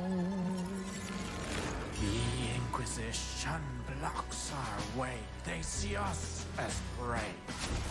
Ignatia is their leader. You do well to exceed her. The treasure she pursues across the ocean blue. She'll conquer the brine for her grand design.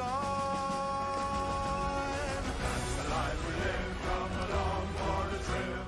When bad souls stray. Very cool.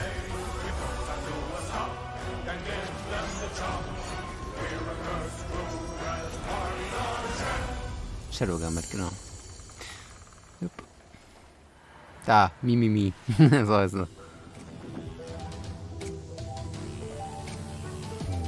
The Premiere.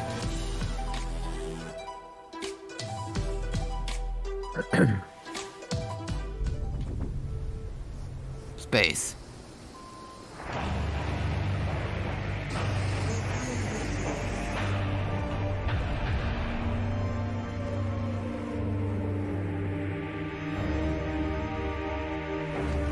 Brutal realistic.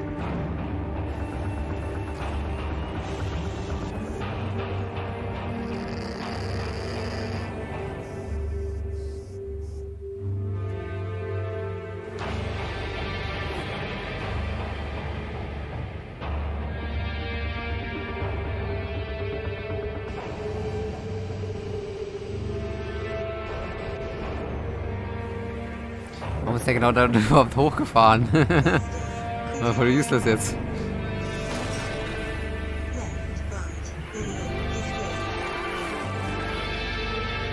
Exo Rally Championship.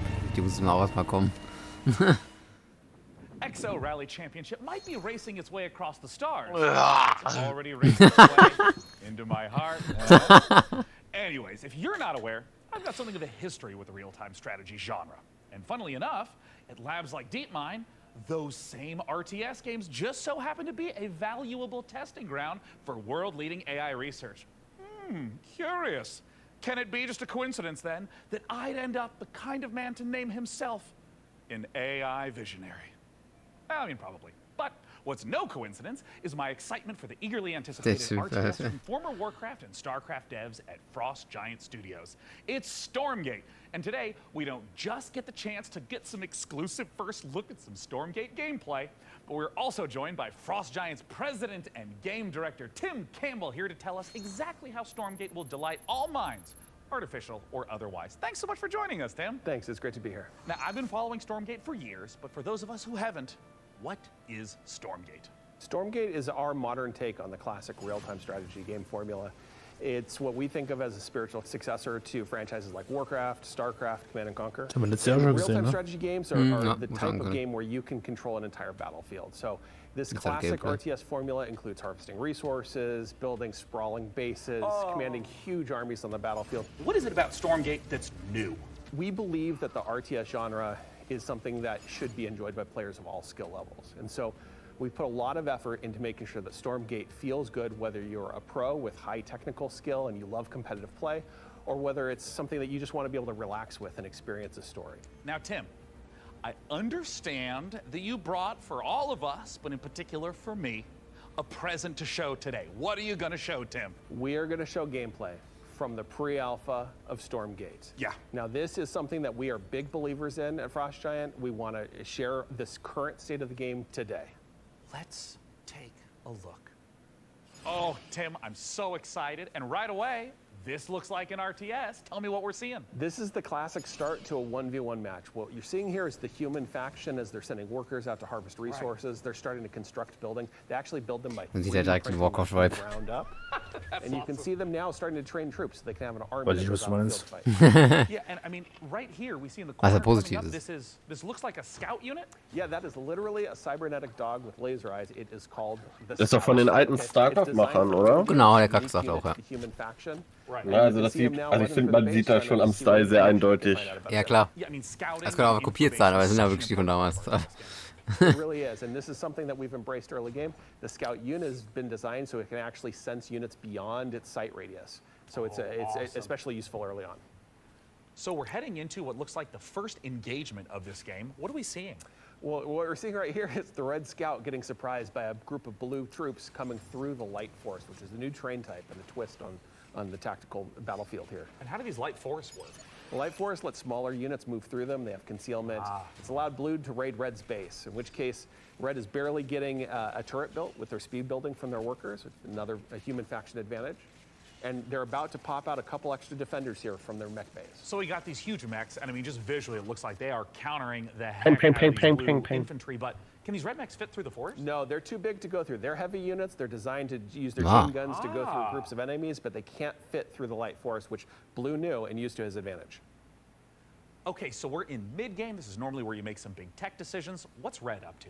You're seeing Red commit to a tech path that gives them big battlefield mechs and air units like this evac. Gibt auch It Lufteinheiten. looks like they're just dropping right on top of Blue, who was killing a chicken? What's the chicken there, Tim? Yeah, that's a giant chicken with a Viking helmet on it. Use your imagination. Stormgate's in pre-alpha, and that's art that we haven't gotten to yet, but imagine it as a big Mad Max Raider. It's the most threatening placeholder art for now. And oh, I see Red diving onto Blue, and hey, picking back up into the air transport. That's some classic high-level micro. It is, and it's really important for Stormgate that we maintain a high skill ceiling so that players can express themselves on the battlefield by maneuvering and how they interact with the battlefield. And here we have the final fight of the game, and it looks like Blue is coming up against the die Namen. side of the trees. Wait, they can blast through them now? And Blue's dodging these enormous shots, and we can also see Blue swarming in from both sides. This is not looking good for Red. No, it's pretty grim. Red is on the ropes right here, and they've been outmaneuvered. They're caught in the corner here between two different forces coming in with a mobile pincer. Man, and of course, there's the GGs. The most classic ending to an RTS game, GG. Get Tastosis on that stat. Outside of 1v1, what's coming up for Stormgate? What you've seen today is just the tip of the iceberg. We have so much more in store. We're going to be revealing a bunch of stuff about Stormgate the rest of this year. We're introducing new modes. We have a 3-player versus AI cooperative mode. We have team-based competitive modes. We're going to be sharing information about our storyline and campaign. We have new factions beyond the humans that you just saw today. But Tim, what if I want to play the game right now? If you want to play the game as soon as possible, you wish list Stormgate on Steam and you go to playstormgate.com to sign up for the beta. We're starting closed testing in July. Once again, go to Steam and wishlist Stormgate. Tim, thank you so much again for joining us, not just to talk about the 1v1 footage you shared, but the future content plans of Stormgate. It makes the RTS players' dreams come true. Which might not be your dreams. I mean, your dreams might be filled with gloriously grimy Deus Ex-inspired sci-fi fisticuffs with a fiendishly Star Wars vibe to it. If so, get a load of this latest trailer for Fortune's Run.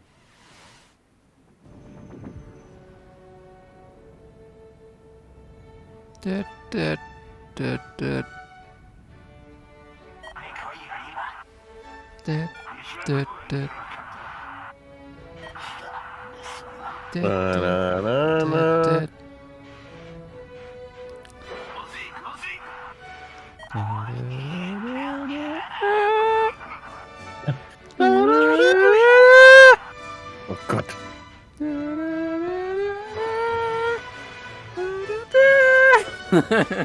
Sorry. Bumm. Schade. Lol, was eine Grafik.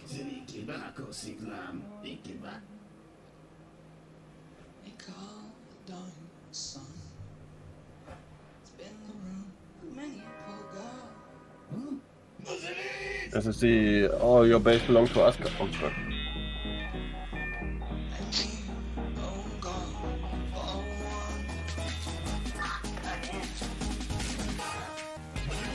Ach du Heilige. Alter.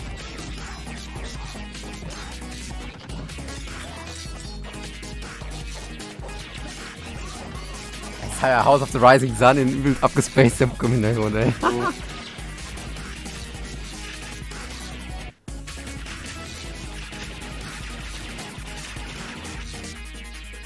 Alles klar. Fortune's Run. Men, you are about to embark upon the great crusade towards which we have striven these many months. The eyes of the world are upon you. The hopes and prayers of liberty-loving people everywhere march with you. Das ist schon so unrealistisch. Da saßen locker 10 Leute mehr pro Flugzeug. We will accept nothing less than full victory. Good luck, and let us all besiege the blessing of Almighty God upon this great and noble undertaking.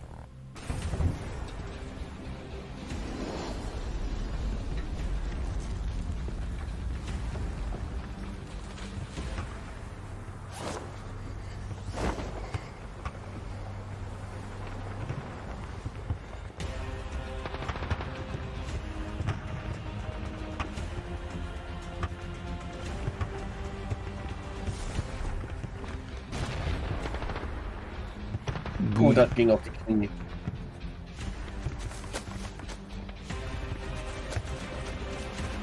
Sieht schon ein bisschen derpy, ehrlich gesagt, aus, wie die da so auf offenen Feld stehen und hängen, Mann, aber ansonsten, egal, Mann.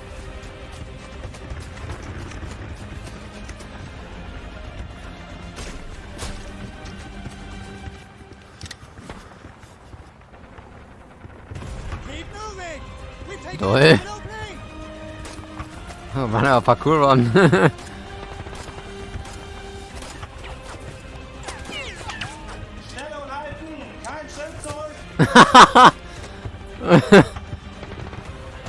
Haben sie gerade hier den Native Speaker genommen, nichts.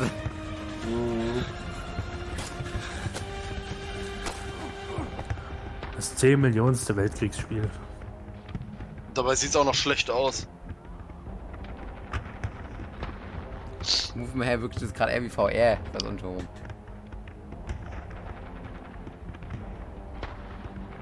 John vs. Fritz, Alter, wer gewinnt? Das ist echt Hell Let Loose.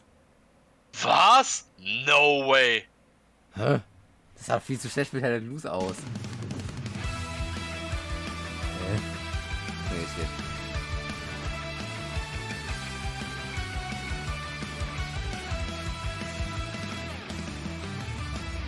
Was war das jetzt? 5 Sekunden Trailer. Ja, das ist ein guter Trailer gewesen, Alter. Hat gezeigt, was ja, nee. Es existiert, Alter.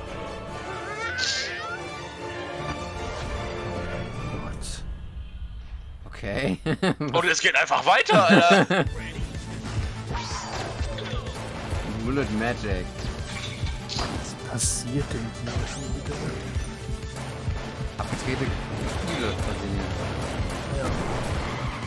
Sieht ganz lustig aus. Ende. Gaucho und the Grassland. Mamma, que cagaço! Ah, fizeste bom negócio. Gesundheit, Alter. Esse meu Rio Grande. Also Spiele, die irgendeine Sprache finden, finde ich komisch. Ich glaube, das war Spanisch. Gott zum Gruße, ehrenwerten Bros. Servus. Hi. Geht. Störe ich bitte deine Aufnahme? Ja, Reacten gerade live, also. Nein. Eigentlich schon. Was? Du bist. Da hast du die meisten Anime-Games verpasst, glaube ich. Ach, ich weiß, was. Ja, da schaue ich eigentlich auch gerade zu. Ja. De facto. Good news. PC gaming show viewers can take advantage of the following promotional content. Ich glaube, wir sind eh gerade gleich beim Finale. Das wird nicht mehr so lange gehen. Hoffentlich. Ich habe nicht mitgezählt. Genau, ich habe nicht mitgezählt. Es müssen fast 5 Spiele gewesen sein. Frank, we've seen impressive, almost like unrealistic tech on display today. Oh, wir sind fertig, mashallah. Also ein paar interessante habe ich auch gesehen. Leading edge hardware. Beispiel Persona, das zweite Persona-Spiel oder das dritte Persona-Spiel? Nee, mit Persona habe ich gar keinen Kontakt tatsächlich. Considering their extraterrestrial origins, it comes as no surprise. Look, I don't know how to tell you this, Frankie, but they're not actually made by aliens. Websites in my trading model contain compelling evidence to the contrary, Sean. The truth is out there. Great. But let's do some truth-telling of our own and hear what Alienware is offering the folks at home. Alienware, da sind sie. Alienware has been a part of my professional life. Moment, jetzt wieder Hardware? The games you play to what you do for work. That's very hardware intensive. When using Alienware, you get a performance that is very, very difficult to match. It doesn't have just the kind of like generic gamer look to it. Literally everything I do is powered by Alienware, and it just makes me so happy.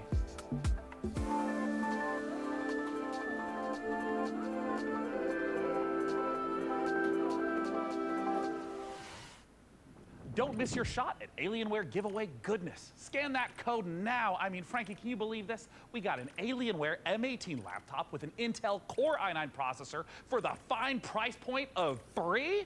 Oh, it's enough to get anyone's blood pumping. As you know, Sean, I'm a network of predictive algorithms and generative software. I am fundamentally incapable of belief. Look, I understand. I also don't have blood. Would you like me to procure blood, Sean? God, no! Absolutely not. Anything but that. Let's move on to literally anything else. So, what's next? Well, this is a little awkward. Let's have a look. For Vampire Survivors. Oh boy. Oh boy, denke ich mir auch gerade. What if we gave it a spin? Das ist ein good game. Ja. Was kommt jetzt? Vampire Survivors DLC. Schau mal.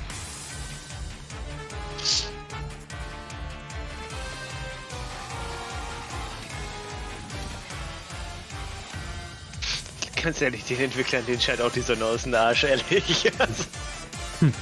Ja, die wurden so hart gepusht durch alles, genau wie Potato und so, die kamen. Ja, Influencer. Ja. Aber auch zu Recht, sind gute Spiele. Das sieht aus wie ein Fiebertraum, das Spiel. Ich bin kein Fan von diesen mega krassen Animationen, aber es ist trotzdem ein gutes Spiel. Ja. We are only a couple months out from the full release of Baldur's Gate 3.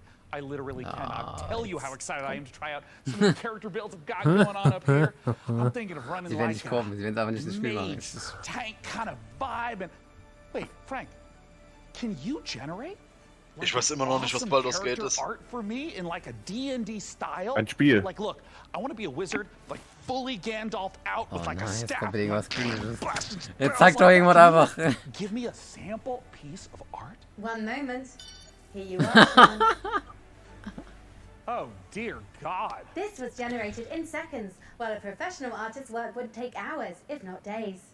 Yes, that is true. It's hard to tell this wasn't the work of a trained professional, but do you have any professional artist work, you know, just to like compare? I do.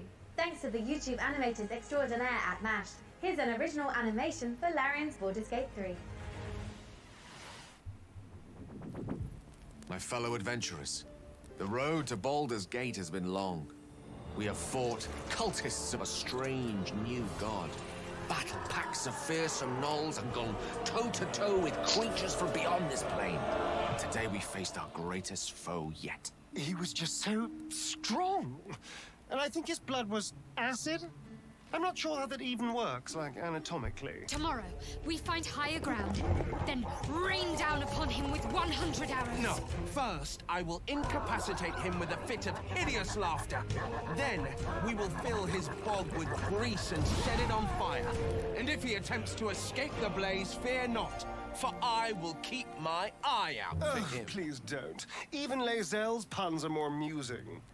Among Githyanki, I am considered extremely humorous. Enough! We must defeat this foe. Somewhere within these twisted swamps dwells a hag who possesses a potent potion. an elixir that could grant us the ability to converse with the creature. However, obtaining it will necessitate a trade. Give me his spleen. Steel your nerves, friends. I will now attempt to reason with the creature. Most mighty beast. Die sehen ja fast so professionell aus wie unsere Gruppe.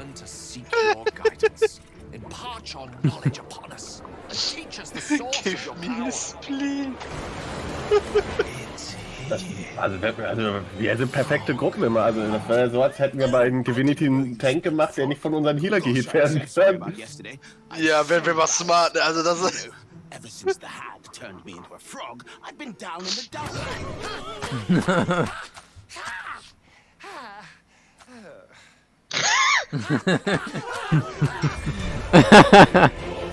Okay, das war auch nur Humor. War das nicht meine Aufgabe, den umzubringen? Humor-Trailer. Humor haben sie. Cities are incredibly hard to make in RPGs because you have to make sure that every single nook and cranny has something to do. You have to make sure that it's different, so you have to be incredibly creative. Given that the name of the game is Baldur's Gate, the city was really going to be the thing that people were going to be talking about. The city of Baldur's Gate is seamless, which it originally wasn't. You only can judge the game when you have all the components together, and if the mix doesn't work, we start over. At some point, he said, like, can't we just connect everything? And that was a very interesting day. One of the things that's done is it's brought a level of believability and immersion and also complexity that wouldn't have been there otherwise. Now it was this seamless, giant organism. Oh, and it really interesting. It's being able to look out of the window and see down the city slopes, so you're seeing down toward the docks, and you're like, one of my teammates might be down there. They might be running around down there. We worked on it as a painting almost. You start with a sketch, a very basic line, and then you just Was meinst du, wie oft die sich anhören musste, den Witz? Oh, I got a level up. Put lots more of the city onto the screen than they could in 1998. So we can do something that is more immersive, richer, has more texture to it. It feels like you are walking around a place where there are lots and lots of people living their actual lives. You have crowds that are walking around, can talk to pretty much anybody, and they react to every single thing. It's very alive in that sense. Every person that you meet in Baldur's Gate has got a story to them.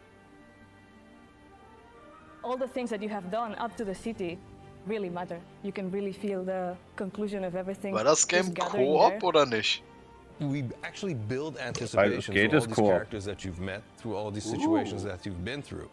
All the stories that you have been following, all the decisions that you've been making, they all come to fruition in that lower city. And the great thing is, if you so choose, you can be another bad thing that's happening to the city. You can arrive and be like, this place is on fire, and then you can throw petrol all over it. Hat er gerade ein Kind gekillt?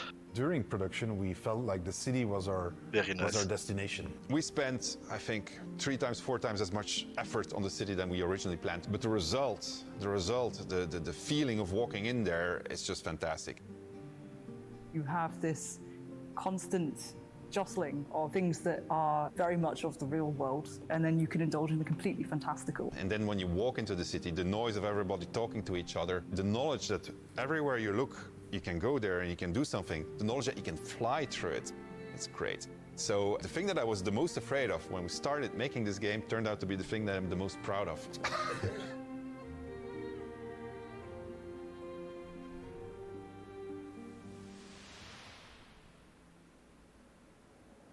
Larian Studios breaks the classic RPG series out of a 2-decade retirement when Baldur's Gate 3 finally releases on August 31st. Up next, we're forging ahead with more fantasy as flame-headed fighters face ferocious foes in a co-op action roguelike. After all, what's a roguelike without an onslaught of algorithmic terrors? I feel like there's a lot of that going on around here lately. Anyways, here's the latest trailer for Ember Knights.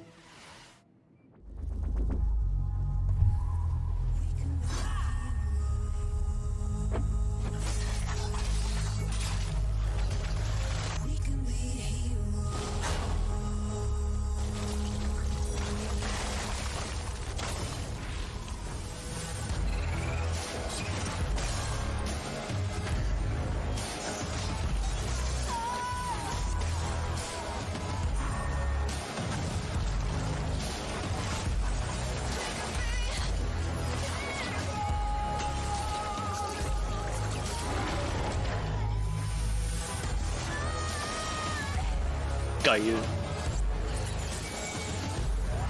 Da freut sich der Andi Schmandi.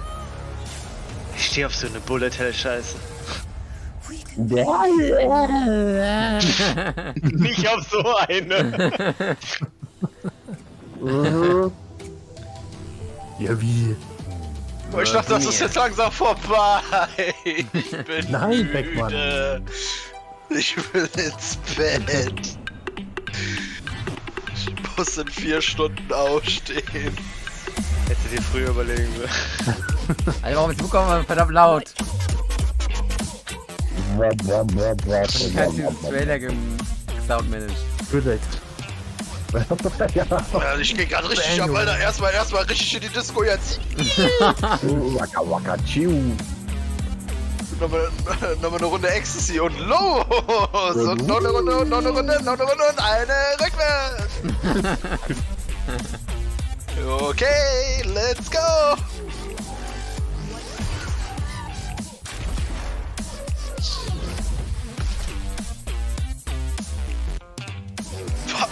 Was schau ich mir da an, Alter? Liebe Harry. Ich frage mich, wer das ist. Billiger Upgrade von Crossouts oder wie das heißt, wo du diese Autos baust. Terratech World. Krieg führen. Das ist so ein bisschen wie Satisfactory oder was? Nee, baust einfach Fahrzeuge und ballerst dich damit ab. Das ist Gameplay. Innovativ.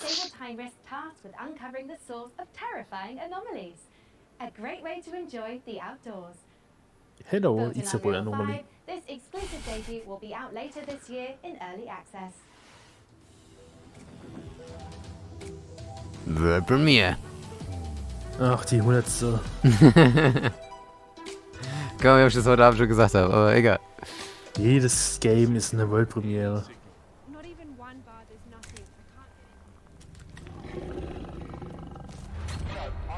Oh, ein Skinwalker.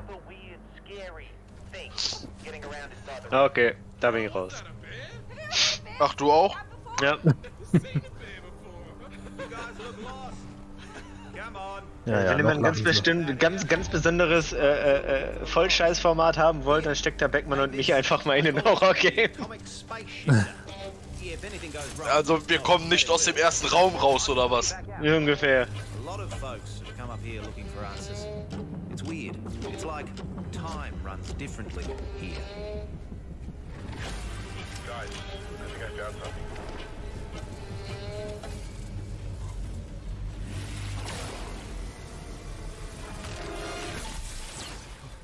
We gotta find the others, dude.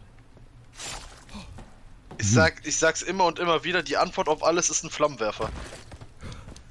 Oh. Oh. Er braucht wohl ein Pflaster. Mit einem nicht auskommen. Flammenwerfer. Ave Maria, Alter. Ich muss das irgendwie Ich dachte, es kommt von vorne angesprungen. Ich war nicht darauf vorbereitet, es kommt einfach aus der Wand raus. Überraschung. Ganz cool. Nein, Tobi, ich werde das nicht mit dir spielen. Tobi, ich glaube, ich bin dabei. Was? Bei Stealth Extraction Horror bist du dabei? Okay. Jo, sah jetzt nicht so schlimm aus.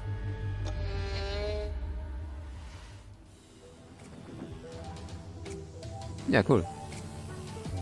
Nee, da muss ich mir vorher Pampers für Erwachsene kaufen. Lass mal lieber. Premiere.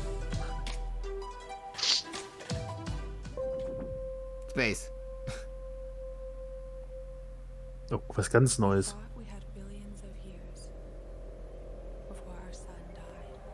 Und schon wieder steht die Sonne. Ich sehe Parallelen so. Oh, Alter.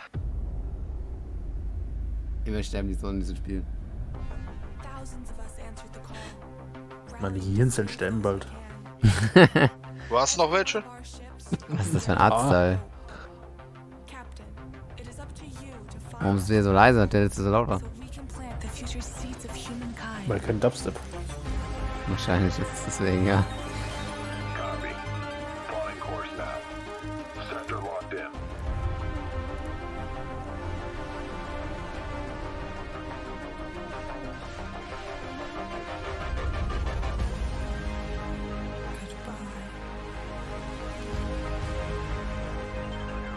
Hatte so ein bisschen Borderlands 2 Vibe, die einfach einen so random anstarrt, so wenn sie mit einem spricht.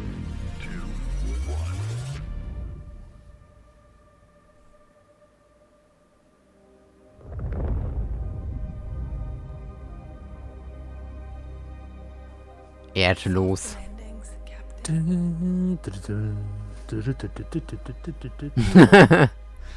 Bom, bom. Team 17, jawohl! 17! As great as Earth's Wer kennt's nicht? It makes you wonder, how are we in the 17. real world gonna fare when our 17. big, beautiful sun enters its 17. twilight years? Me, I'm optimistic. Who knows what we'll achieve by then? Every billionaire-funded space rocket that detonates moments after takeoff is one more step on the winding road of nice. Up next, tie on those togas and make merry with fine wine as all roads lead to this newest city building. Oh, da Here's ist a schön. first Ja, look at Nova Roma.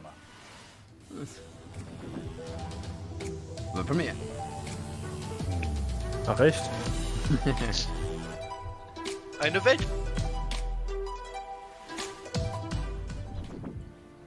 Städteaufbau. Da Okay, vielleicht auch nicht. Da sehe ich mich nicht. Von Kingdoms and Castles. Außer Aufbau.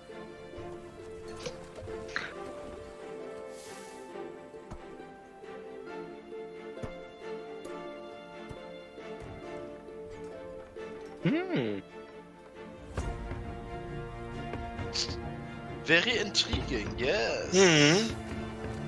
Look at this distinguished gentleman. Yes, very distinguished.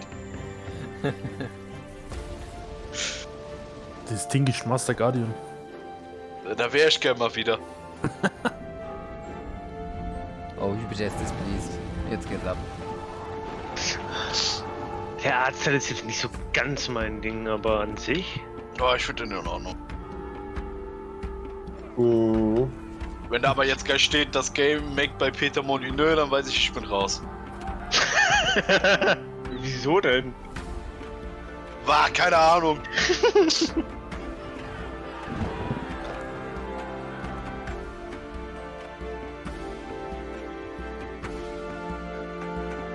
Also das muss ja eine gute Wasserphysik haben, dieses Spiel, ja? Warum? Allein deswegen lohnt es sich schon, das auszuprobieren. RM. Tobi bricht langsam bei jedem Wort von mir. Immer ein bisschen weiter auseinander. Das heißt auch gehört. Epic Survivor Strategy Game, okay. The Great War is over. All we want is to return home. You have my attention now? Oh, she's gone. To the newborn Czechoslovakia. Now you're losing my attention? Brothers and sisters. Inspired by real events. Leider. Stalingrad? None of us thought this part of the journey Sind would be the most Czechoslovakia. We still hope to see our home once again.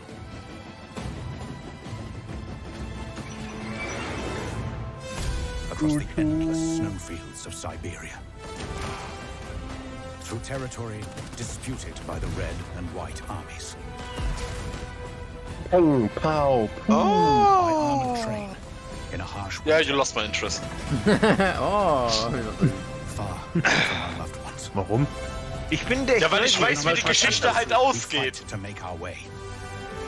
Surrounded by wilderness, we manage in order to survive. Weiße Armee gewinnt nicht. This is our last chance.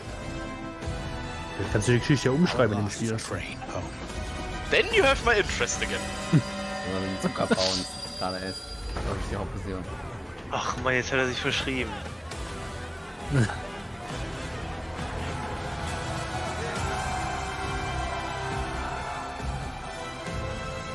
Kennen wir den Schauspieler irgendwo her? Nö. Last Train Home. Ist das Deutsche Bahn oder was?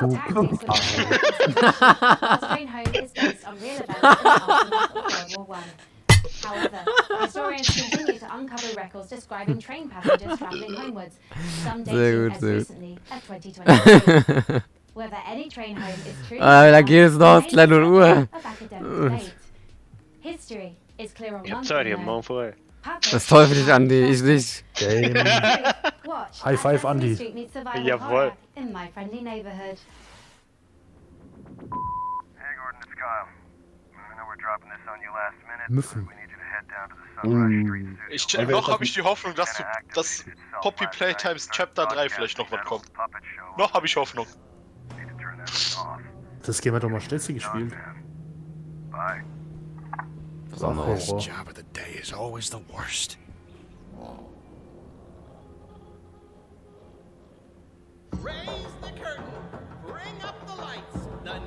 Ach du Scheiße, ist das creepy. Oh hell no, motherfucker. Nee, Da bin ich raus. Ja. Alter. Wer ist denn da bitte drin bei so einem Fiebertraum? Lol. War voll cool.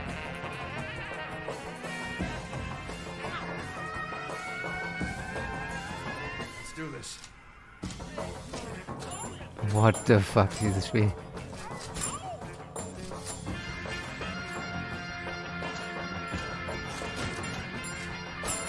Der Fiebertraum schießt fast ganz gut zusammen hier.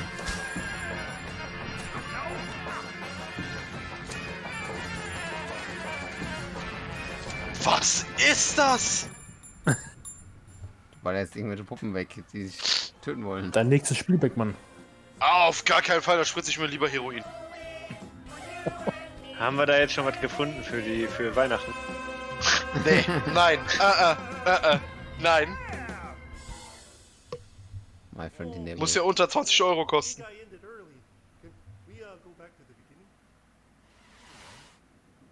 A sprint victory and points up for grabs Oh, der Manager. right here. Das ist wiederum interessant. Das Metro gar nicht braucht. Can they push more, I wonder? They can't afford to sit back and relax now. Mein Vorschlag, ich weiß nicht, Beckmann, weißt du, wo man Vorschläge einreichen kann? Meine Idee wäre, eine Frequency für die Rennfahrer einzubauen, die alle Rennfahrer hören, dass sie sich gegenseitig flamen und beleidigen können und die kann man auch als Zuschauer hören. Das heißt, es gibt so ein Public Radio für die Fahrer. Ey, du Arschloch! Dass sie sich gegenseitig anschreien können. Das wär's, Alter. Ja, Stay right here, because we're just getting started. Manager 23.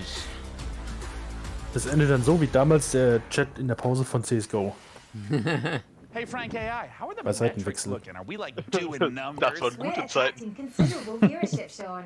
However, I've identified a Single cat programming owners. adjustment to target underrepresented All segments. pass. All pass. All pass.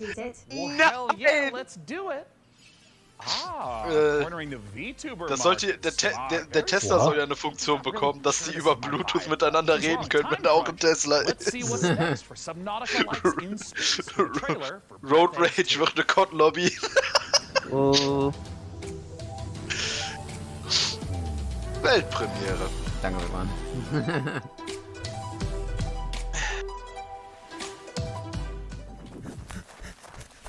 Wenn jetzt noch eine Weltpremiere kommt, dann danach habe ich noch was.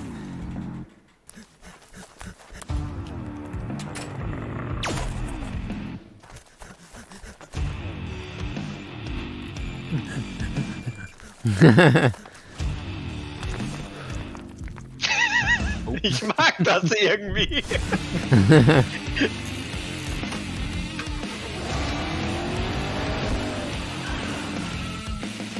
Wow.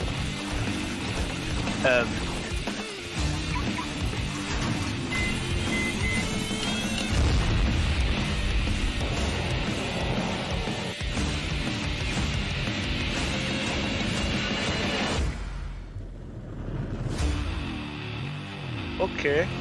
Das Huhn einfach. Projekt 2. Holy, Maschallah. Was ist das denn? Keine Ahnung, ich will es auch nicht wissen. Tobi, Ja, bitte? Nein, das kommt gleich bestimmt. Nee, das hätte ja jetzt vorkommen. Das ist keine mehr von mir. Verdammt. Oh. Was war das mit links komisches gerade? Der hat sich kurz verwandelt. Fehler der Matrix. So Spiele wirken vordergründig immerhin süß, aber in Weiten ist es wahrscheinlich Horror. Achtung, das turnt gleich. Oh Gott, das ist jetzt schon geil. Ja, quasi. Ach du Scheiße. Alles klar. Und das Genre kommt an. Ich hab vermutet, das Perfekt! Das ist genau mein Ding. Das ist ein Switch jetzt passiert. Das erinnert mich was du zu Weihnachten spielen musstest. Ich bin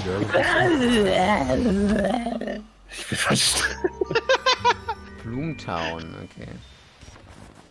Ja, es sieht ganz cool aus. Das kommt auf die Wunschliste. So many great video games in this year's show. Guck mal, jetzt wollte ich einmal noch was anderes, aber wir bringen jetzt zwei. Sand is a fine granular substance composed of mineral particles. It is finer than gravel, but coarser than silt. Gibt's doch gar nicht. But it's also a brand new survival game set in an alternate history where Austro-Hungarian soldiers smuggle space salvage across alien deserts. Was? I don't understand. Hast du es gefunden bei Steam? Hab ich noch nicht geguckt. Would you like to hear more about sand types? Oh, no need. I'm about to know plenty. Let's take a look at sand. Jawohl. Premiere Mondiale. Da fuck, ich hab dasselbe rausgesucht. Okay. Welche Sprache haben wir denn jetzt schon alles? Das war Französisch. Oh,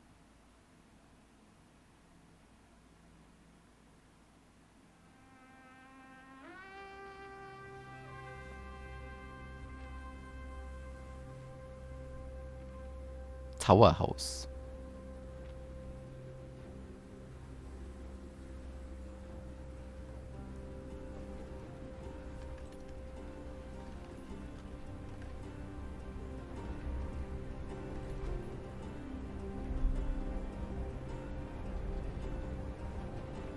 Geile Pfeife. Dass die Kasan hat. Na, der sieht aus wie aus Peaky Blinders. Wie Arthur. Aber. Hat einer von euch Peaky Blinders geguckt? Negativ. Duck and carry. Aber. У нас найкращі пляжі, готелі та ресторани.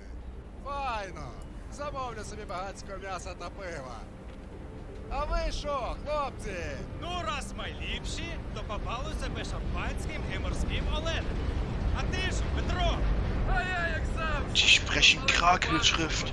Йой, то ж ресторани не корчма. Може ресторан бути найліпшим, якщо баношу немає. Що ти крошкерися? Hau rein, Fabi.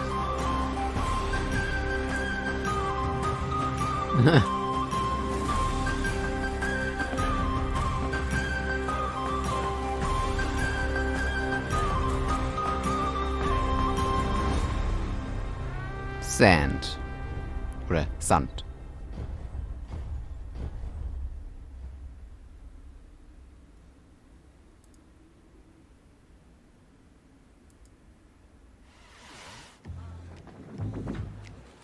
We have reached the end of this year's show, and we're saving something very exciting for the end.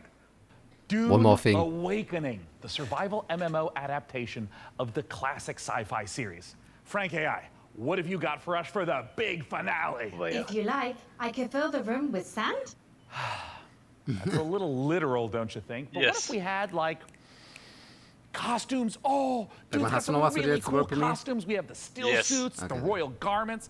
Oh my god, I could dress up maybe as like a giant sandworm. It will require 3 million teraflops of processing power to render you as a sandworm, Sean. I mean, don't worry about it. We can skip the costuming. It's just something that like Frankie and I used to do. Like, not you, like the real Frankie with the fun hair who's not a computer. Oh, man, there was this one year where she was a shark. And then and she was like a mech pilot, and I had a Bro, there was this other type of Olga, and I had this really nice robe. Anyways, just forget it. I'm living in the past. I shouldn't even miss this stuff. I mean, we're adults, right?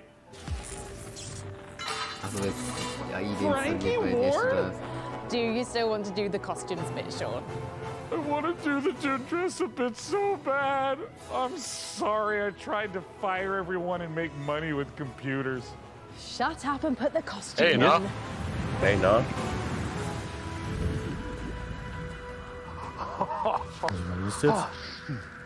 Frankie, would you do the honors? Gladly. Here is an exclusive interview with the team making a survival MMO that's more sought after than a suitcase stuffed with spice melange.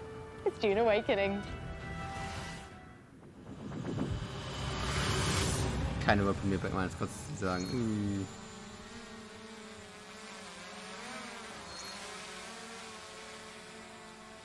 Einfach gegen die Scheibe fliegen lassen. Einfach gegen die Scheibe fliegen lassen.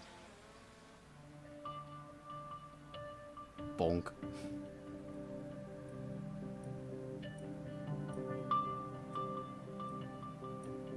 Ich weiß bis heute nicht, worum es bei June geht. I'm the creative director on June Awakening.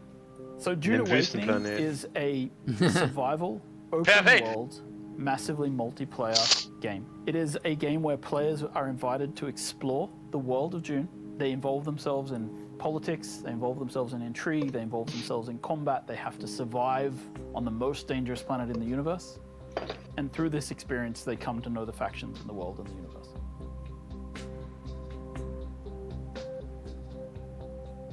So when June Awakening begins, you are a castaway on the planet in the deep desert, and all you have is a knife that you've made out of scrap metal.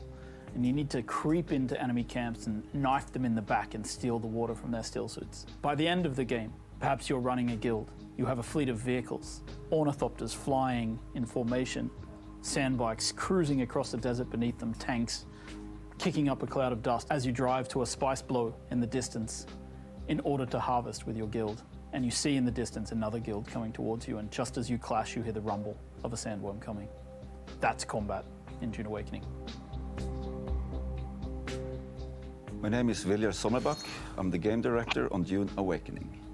You start out in the desert, surviving, clinging to life, and in the end, you might become someone like the Baron Harkonnen, and then you try to cling to power. Arrakis is the most dangerous planet in the universe. Surviving on Arrakis means that you need to prepare for sandstorms, you need to find water, it's a constant threat against survival. The sandworm, every time you try to cross the desert, that sandworm will come. You will sometimes outrun it, sometimes you may not.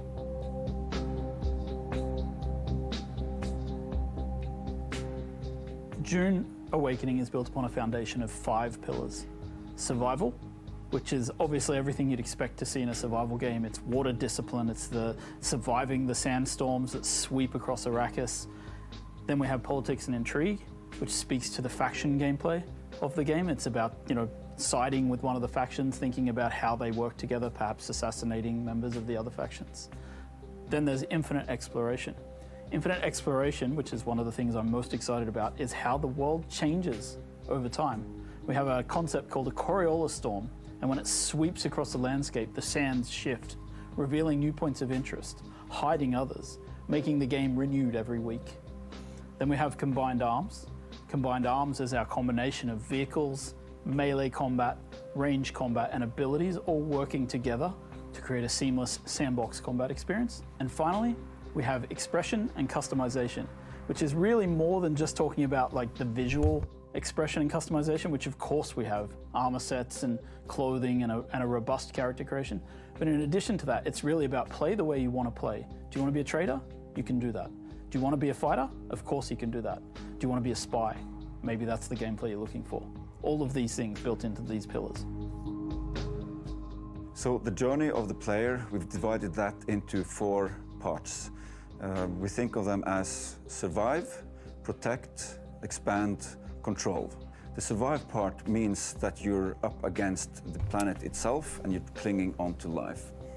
In the protect phase, you've gathered some stuff, you might have a base, but you also want to make sure that nobody else comes to take it away from you, so you try to build defenses and make sure that your base is in the clear. Then, in the expand phase, you lift your gaze and you look around and you see that others have stuff as well, and you might want to take their stuff. Then, in the control phase, you may find yourself being a part of a guild or even the leader of a guild. Then, the goal is to control the flow of spice on Arrakis. However, you're never safe. There's always someone lurking around the corner. Can you really trust your second in command? So the goal of the control phase is that you are clinging to control. Whenever you get into combat in the desert of Arrakis, try to get it over with quickly, because not only are you fighting human combatants, but the planet Arrakis itself is the greatest protagonist there is.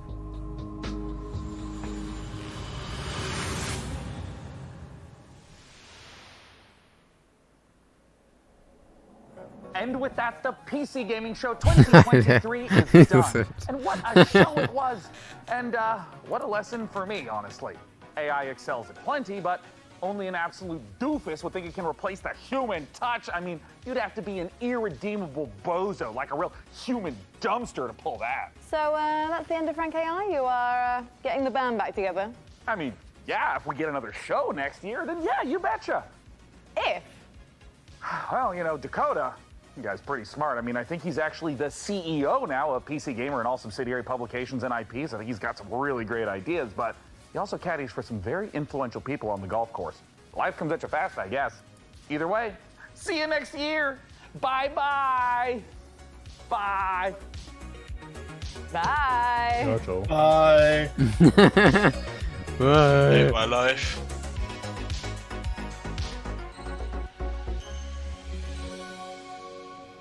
Ach, scheiße. Camera speed. Ja gut, es kommen Outtakes. Alles klar. My lips are sweating. Okay. Here. Das war die PC Gaming Show. Fabis Emotes hat alles. Ja, aber ganz coole, kleinere Spiele dabei und so, ja. Ja, also da war viel dabei, da war ein bisschen was bei, da dachte ich mir. Dann gab es was, wo ich mir dachte. Und dann gab es auch so Momente, wo ich mir dachte. Aber ansonsten. Und bei manchen Momenten von ihm, vom Hauptakteur da, Day 9 oder wie er heißt, ich weiß gar nicht, habe ich mir nur gedacht. Hab mir die ganze Zeit nur gedacht. Oh Gott. Eine Klospülung? Ja, alles klar. Ich würde sagen, danke fürs Zuschauen, reinschauen und ja, vielleicht kommen ja einige der Spiele, die wir heute gesehen haben, auf diesem Channel. Ja, also bis dann. Macht's gut. Ciao, ciao. Danke, danke.